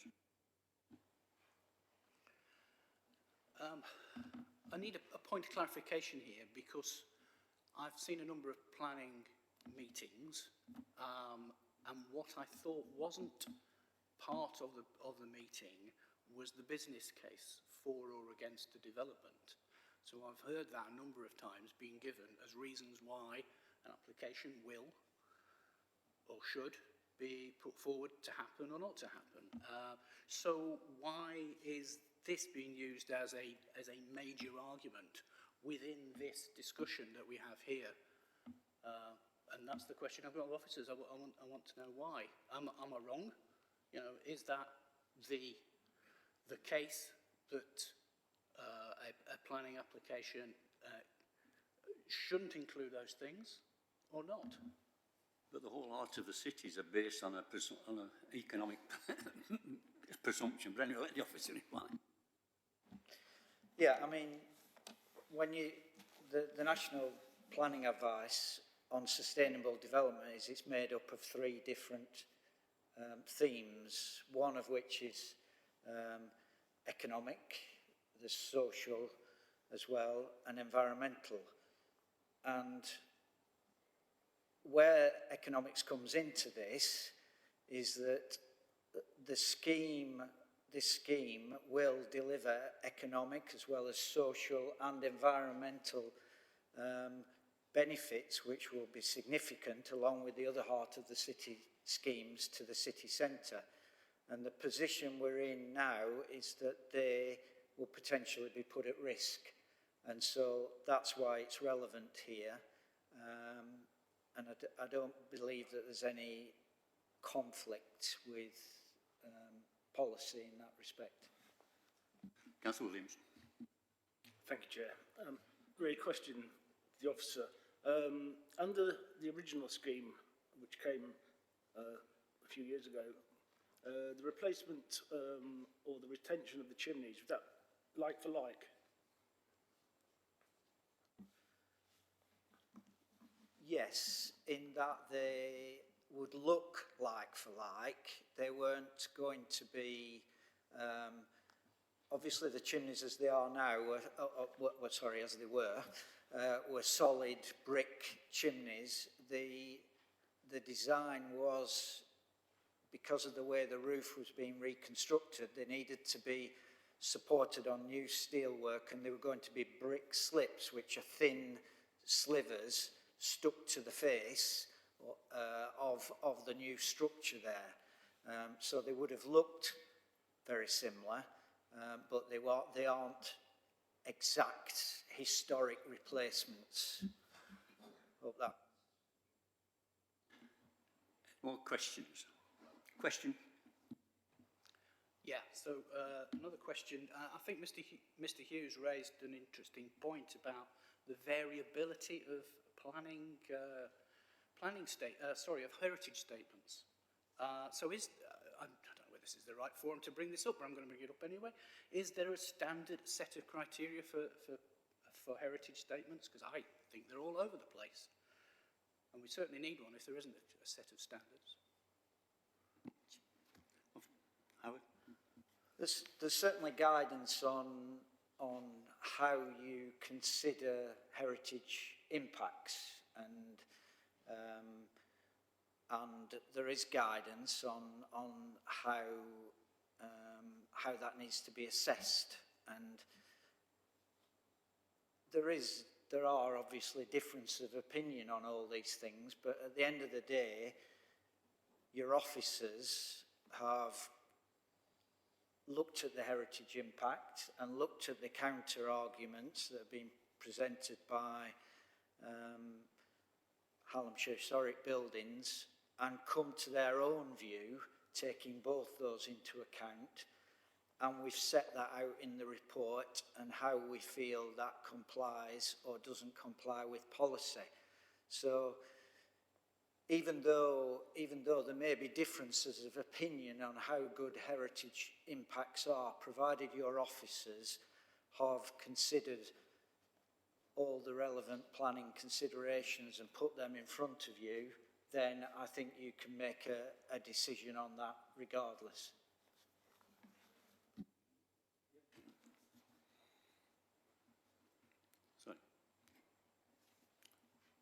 Sorry.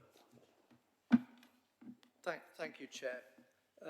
Just want to explore the heritage aspect a bit further. In terms of how you would read that building, it would be visible from Pinstone Street or moving down to the moor. You would read it as having 3 sets of chimneys, not one set, I would have thought. And I just wonder whether that's been taken into account by the heritage officers or officer. Yeah, you clearly would, as part of the view, and as we were shown earlier in the slides, you can see there is a difference there. I mean, an argument that has been presented by the developer is that when you look from the street, the actual dominant thing that takes your eye is actually the turret feature on the corner and the dormers, the Dutch type dormer gables that step forward. And I think I think we would agree as officers that that is the dominant feature. But you still do and would notice the chimneys, and that's why we conclude that there would be some harm as a result of this. But as I've said previously, we judge that that harm is limited and has to be weighed against the other potential impacts of delaying the scheme, basically, and the regeneration benefits. So it has been taken into account that they will be seen, and it has been taken into account by the Conservation Officer. Dan. Thank you, Chair.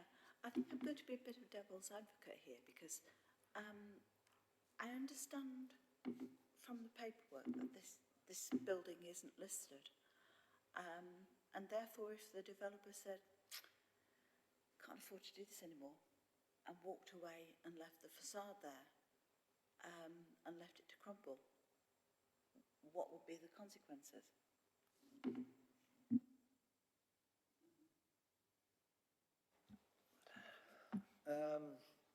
Well, the consequences would be an uncompleted scheme with potentially no occupiers there sitting there for some period of time.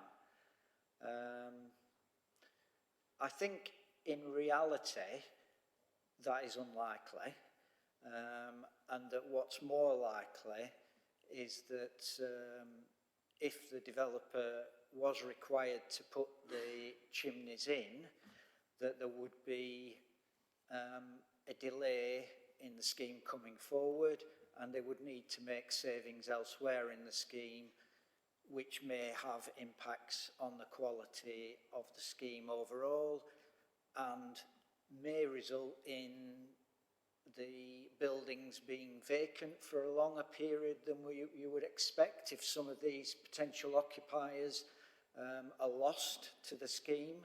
So I think that's more likely to be an impact than actually the scheme just being left as a shell and, you know, as a part completed development site. Any questions? Yes. Yes, Chair.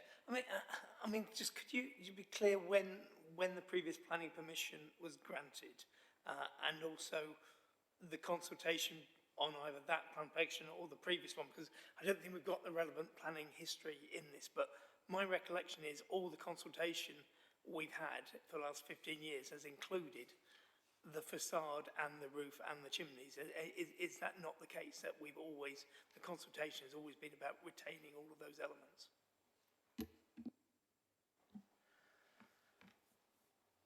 Well, the original consent for this scheme was granted in 2018, and that clearly did show the retention of these facilities. And then obviously it's been under construction for some time. There's been significant delays with the COVID, and we've got this application submitted this last summer. But previous schemes, as I understand it, didn't retain the buildings on this. That's going back some time, but they didn't retain the buildings on this site. So it hasn't always been retained. Councillor McCann. Thank you, Chair. On page 87 at the bottom, it says floor plates required for the chimney, blah, blah, blah, blah. Due to the height of the chimneys and the construction complex and all this sort of stuff, surely this is the sort of thing that the architects and the building surveyors would have taken into account when they submitted the first application. I mean, it's pretty obvious how these buildings are put together, even for an amateur like me. You know, there's certain standard things go X, Y, Z. So surely they took this into consideration. And there's something like, mentioned something like £500,000 to replace them. I really don't accept that argument. I mean, I can't see it's going to cost £500,000 to replace false chimneys. They're not even going to be full chimneys. They're just false facades on top of the building. So can you explain how that works?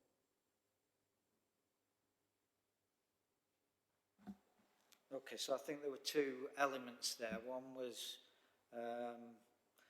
Shouldn't the developer have known about the costs? Clearly, you know, they work out, that's their job to work out what the cost of development is. And I think that there are two aspects to that. One is that they're saying that, you know, when you get in, until you get down to the detail of looking at a scheme and you start building it, you're not aware of all the issues that have arisen, and there have been issues that have arisen to do with asbestos and other condition issues with retaining the facade that has resulted in extra costs that they weren't aware of. And then similarly, clearly the pandemic and the associated costs with that weren't something that anybody could reasonably have foreseen. In terms of why does it cost $500,000, it's because of the extra structural support involved in providing those chimneys. Now that would have been there regardless, but I think what they're saying is that they've been hit by a lot of extra costs because of those other factors, and you know that the scheme was never a viable commercial project in the first place, was only going ahead because the council were helping to deliver this because of the important benefits for the city centre. I mean, I don't have any technical knowledge to be able to interrogate whether 0.5 million is an accurate cost. I think we've just got to rely on the developer there. I can't challenge that. I have no evidence to challenge that. More questions? Question? Gary? Yeah, cheers, Pete. Well, the Hampshire Historical Building chap who came, I can't remember his name, Mr. Hughes, he mentioned something about it weren't lawful or something, taking the chimneys down. Is that true? Should they got permission first? Sorry, I didn't hear what you said. What was the question? The Hallamshire, Mr. Hughes, who came earlier, turned around and said that something about the chimney shouldn't have been took down until he got approved. Is that right? No, the chimneys were approved and along with the roof to be removed as part of the original application. I think what Mr. Hughes was saying is that that they changed their contract to not replace those chimneys sometime in August or something, which is in the documentation that's been submitted by the applicant. And clearly they shouldn't have done that until they had a decision on whether the council was willing to accept that change. So I think that's the point that was being made there. And clearly the developer has acted at risk in doing that. Can you just spell out? No, but I just need a little bit more on that. So what risk is it, have they done then? I just get my head around it.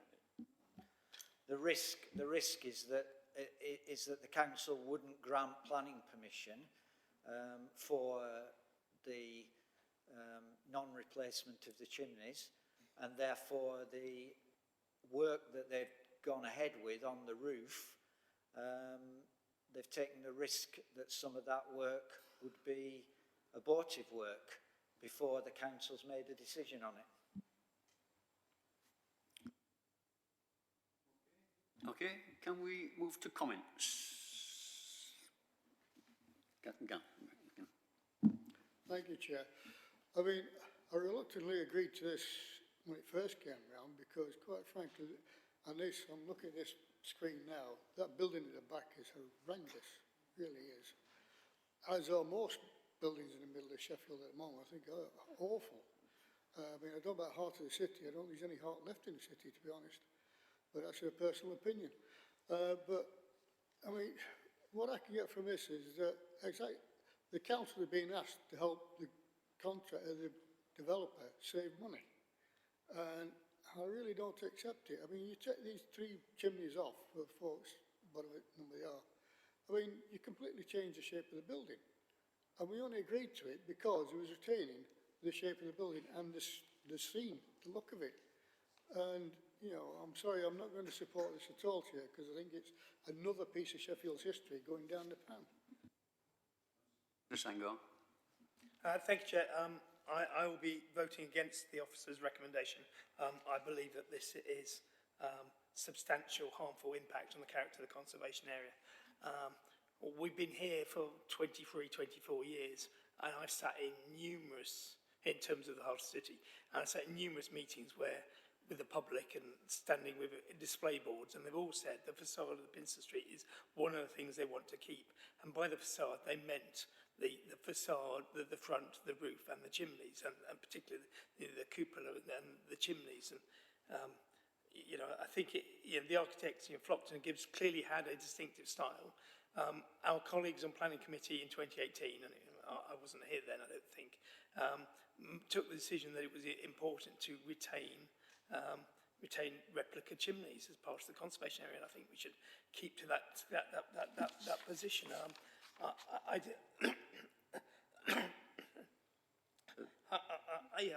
think any decent architect or developer would have known that that was the position, and I think this idea that the whole scheme is going to fall apart if we don't agree to this pulling down this 5 chimney stacks, I think that's clearly wrong. I think this is a really important piece of Sheffield's heritage that the people of Sheffield care about, and these chimney pots are really important to the character of the conservation area, and therefore I shall be voting against. Thank you, Chair. Councillor Davison. Thank you, Chair. I must agree that with one of my colleagues, it looks like a monster at the back. However, we'd agreed to that, or the committee had agreed to that. The whole point is not the whole of the building, but one aspect of the building. And I'm obviously very pleased that they've kept the facade, because too much of our old heritage has disappeared, and we're just becoming a city indistinguishable from many others, because the architecture is exactly the same. So that's a point in a good direction to keep the facade there. I'm not so sure about the chimneys though, because whether they didn't seem to be that noticeable when they'd gone, because to be frank, I don't think people stare at 45 degrees. I may well be wrong. And the other thing is, well, my hope is that the whole scheme isn't going to be a white elephant, which I fear it could be. But I think I'm ambivalent about the number of chimneys that are kept, or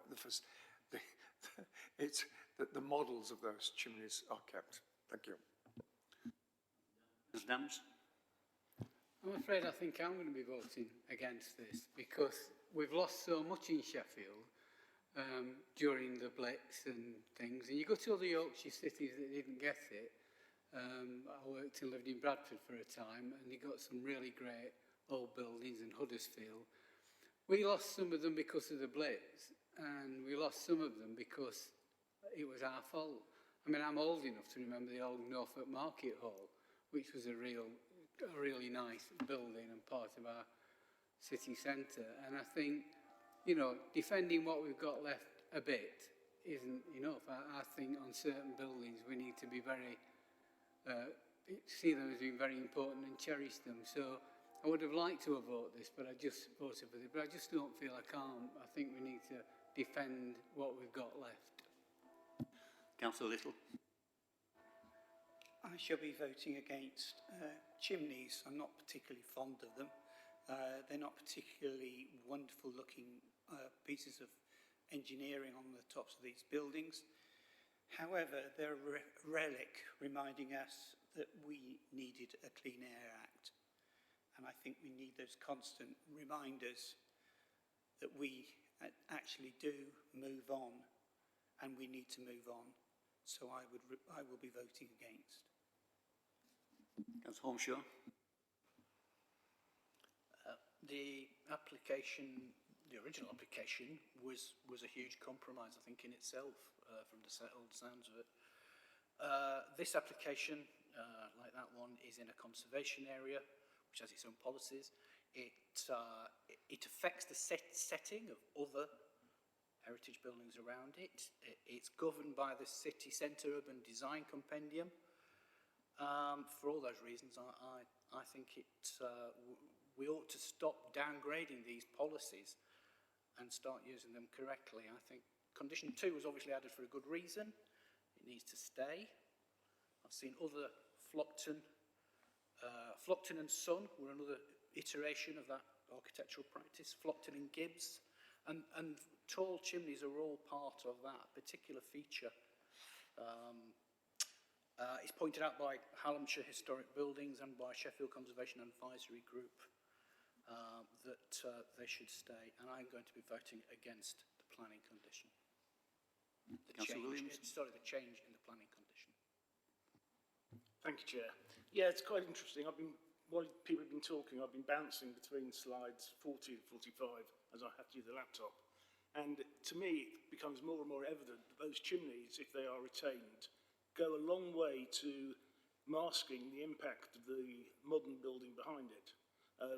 And if you bear in mind that there is open space on the other side of the road from number 88, that you don't have to look up 45 degrees. You can probably get up with much shallower look up. So I'll be voting against this because I think it is a substantial impact on the conservation area. Gary Witherall. Yes, cheers, Chair. It's interesting, Roger, saying you don't look up 45 degrees and then he's pointed out the building behind. Or a monstrosity or something. I think it's tall. The tall chimneys are a pleasure when you're walking down looking at that building, you know, because I do look up all the time. Wherever I go to, any city I go into, I'm looking up. And Bernard, there's only you could bring the clean air in about the chimneys. A good point. But it's not even on balance, Chair. I just think it's so wrong that what's gone off here.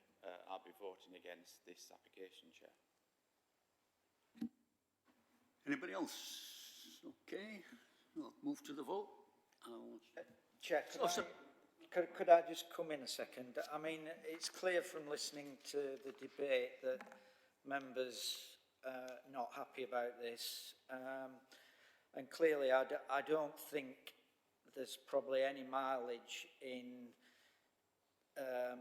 the applicant trying to put forward any further justification for the loss of the chimneys.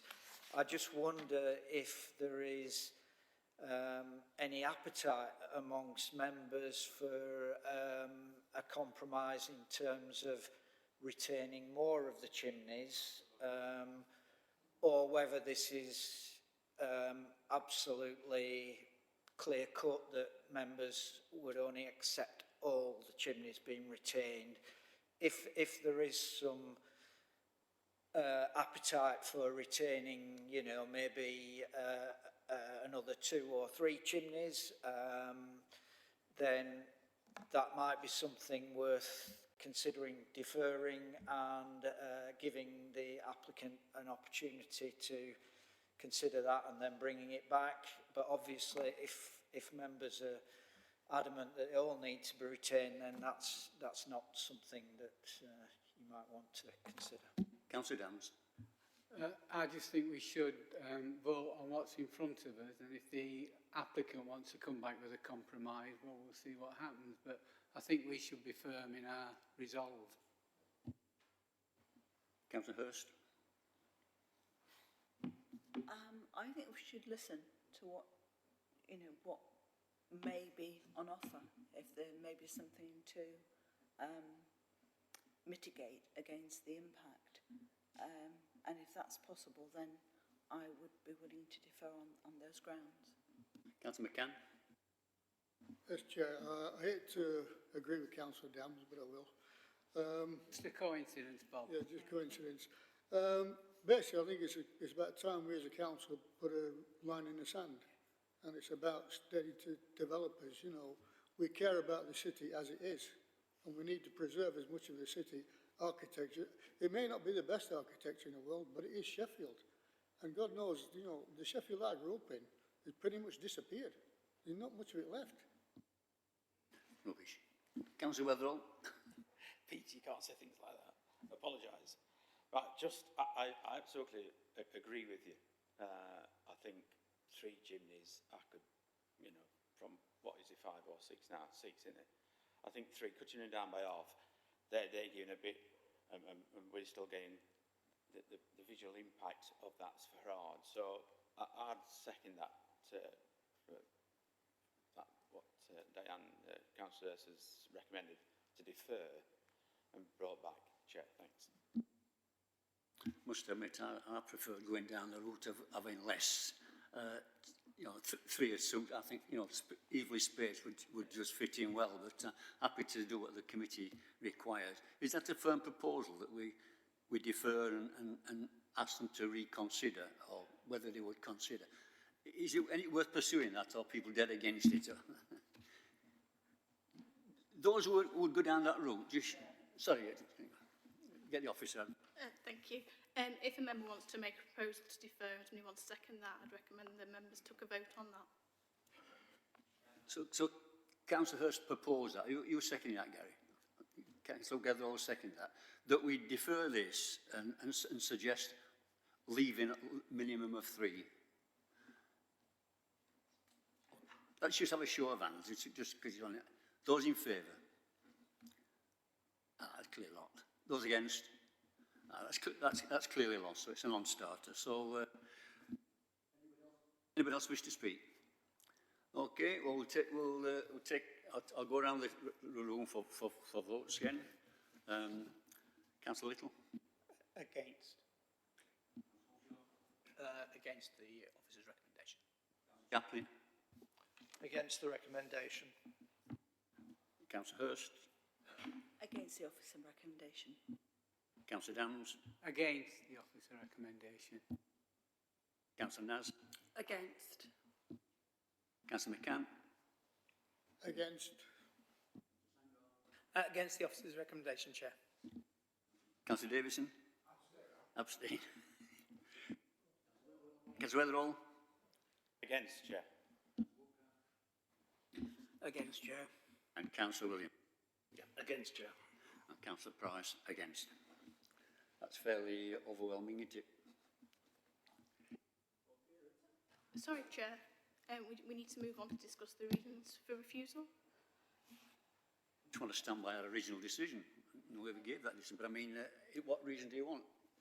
We don't accept their reason for demolition. So, what the position is at the moment, we've had a vote on the officer's recommendation for approval, and that's been lost.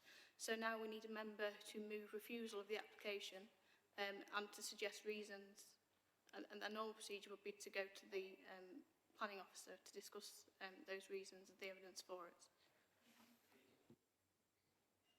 Councillor. I'm happy to be advised by the officers, but one of the main things for myself, amongst others, it does take away from the character and the regionality of the building, which is in a prominent position in the centre of town.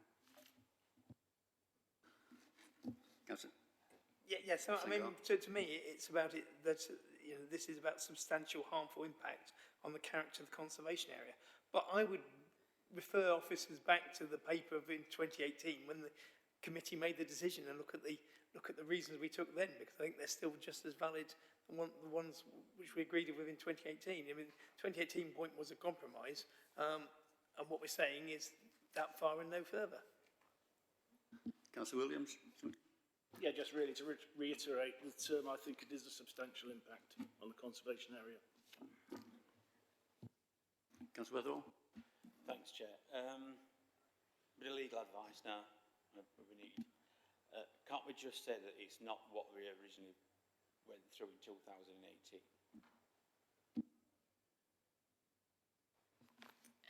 No, essentially, we've got the planning application in front of us and we need to advise why we're finding this unacceptable on planning grounds, and the fact that it isn't what was said in 2018 isn't planning grounds. Just to go a little bit further, in respect of the officer recommendation, that was that this equated to less than substantial harm, and the question for members were if they agree with that, whether it was outweighed by the public benefits. What's been suggested through the comments is that perhaps members aren't of the view that it's less than substantial harm, in which case a different paragraph of the National Planning Policy Framework applies.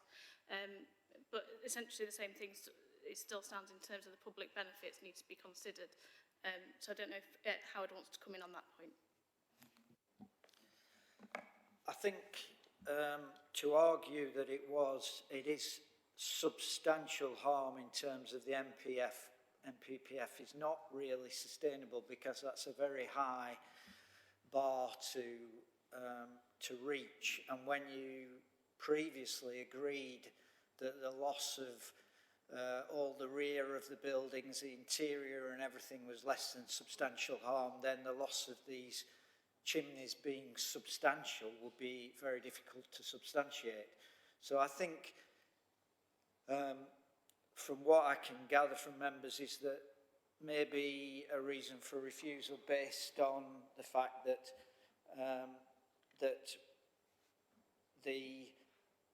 it will have a harmful impact on the character of the conservation area, and whilst the impact will be less than substantial, it's not, there's no clear and convincing justification, and the benefits do not outweigh the harm to the conservation area. Something on that lines, you know, linked with the heritage policy in the MPPF, and also the MPPF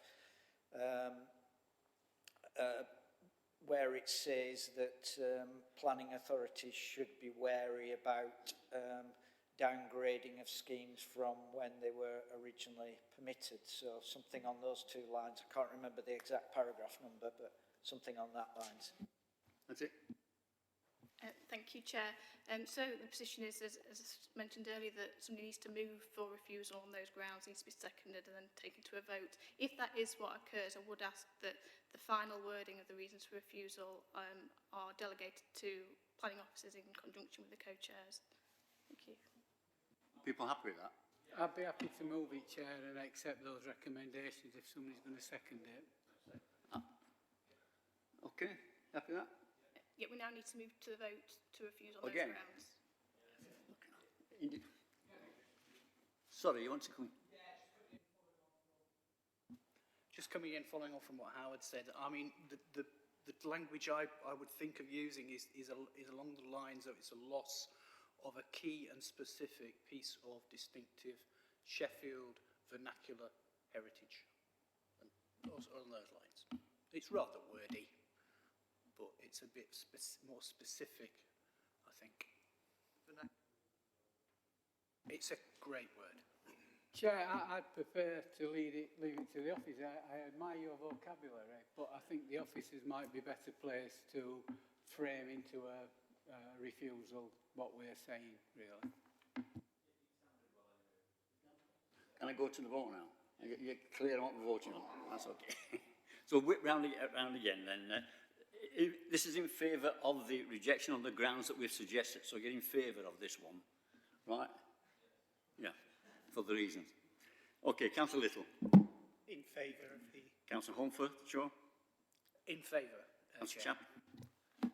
In favour of the new recommendation, Chair. For, Chair. In favour, Chair. Councillor Naz. For, Chair. Councillor McCann. In favour, Chair. In favour, Chair. Councillor Weatherall. Councillor Woodcraft. For. And Councillor Williams. Yeah, for, Chair. And Councillor Price for. That's it, okay? Thank you very much. I thought it was going to be difficult, that one. Right, last item on the agenda then is the record of planning appeal submissions and decisions, page 93. taking us through this. Chair, I wasn't the officer who was originally going to deal with that. That was going to be Dinah who was taking the first item on the agenda. I think unless members think there's anything key there, we could just take that as read. They're all very successful from our point of view, aren't they? We've won them all. Chair, I just want to comment in terms of page 95, the 8 Ranmore Gardens one. I mean, I think it's, you know, I think it's that's important one, because one guesses we're going to keep getting several more applications on that development, and you know, I think the inspectors made a very clear judgment to back up our officers on that. Have I read that right? Is really the question. I think so. We're not going to let them build in the back garden, are we? Sorry, Chair, I haven't actually read these, so I can't really comment on that. Oh, Chair, it's not about the back, it's the front. Can we receive that report then? Oh, sorry, Dan, do you want to go in?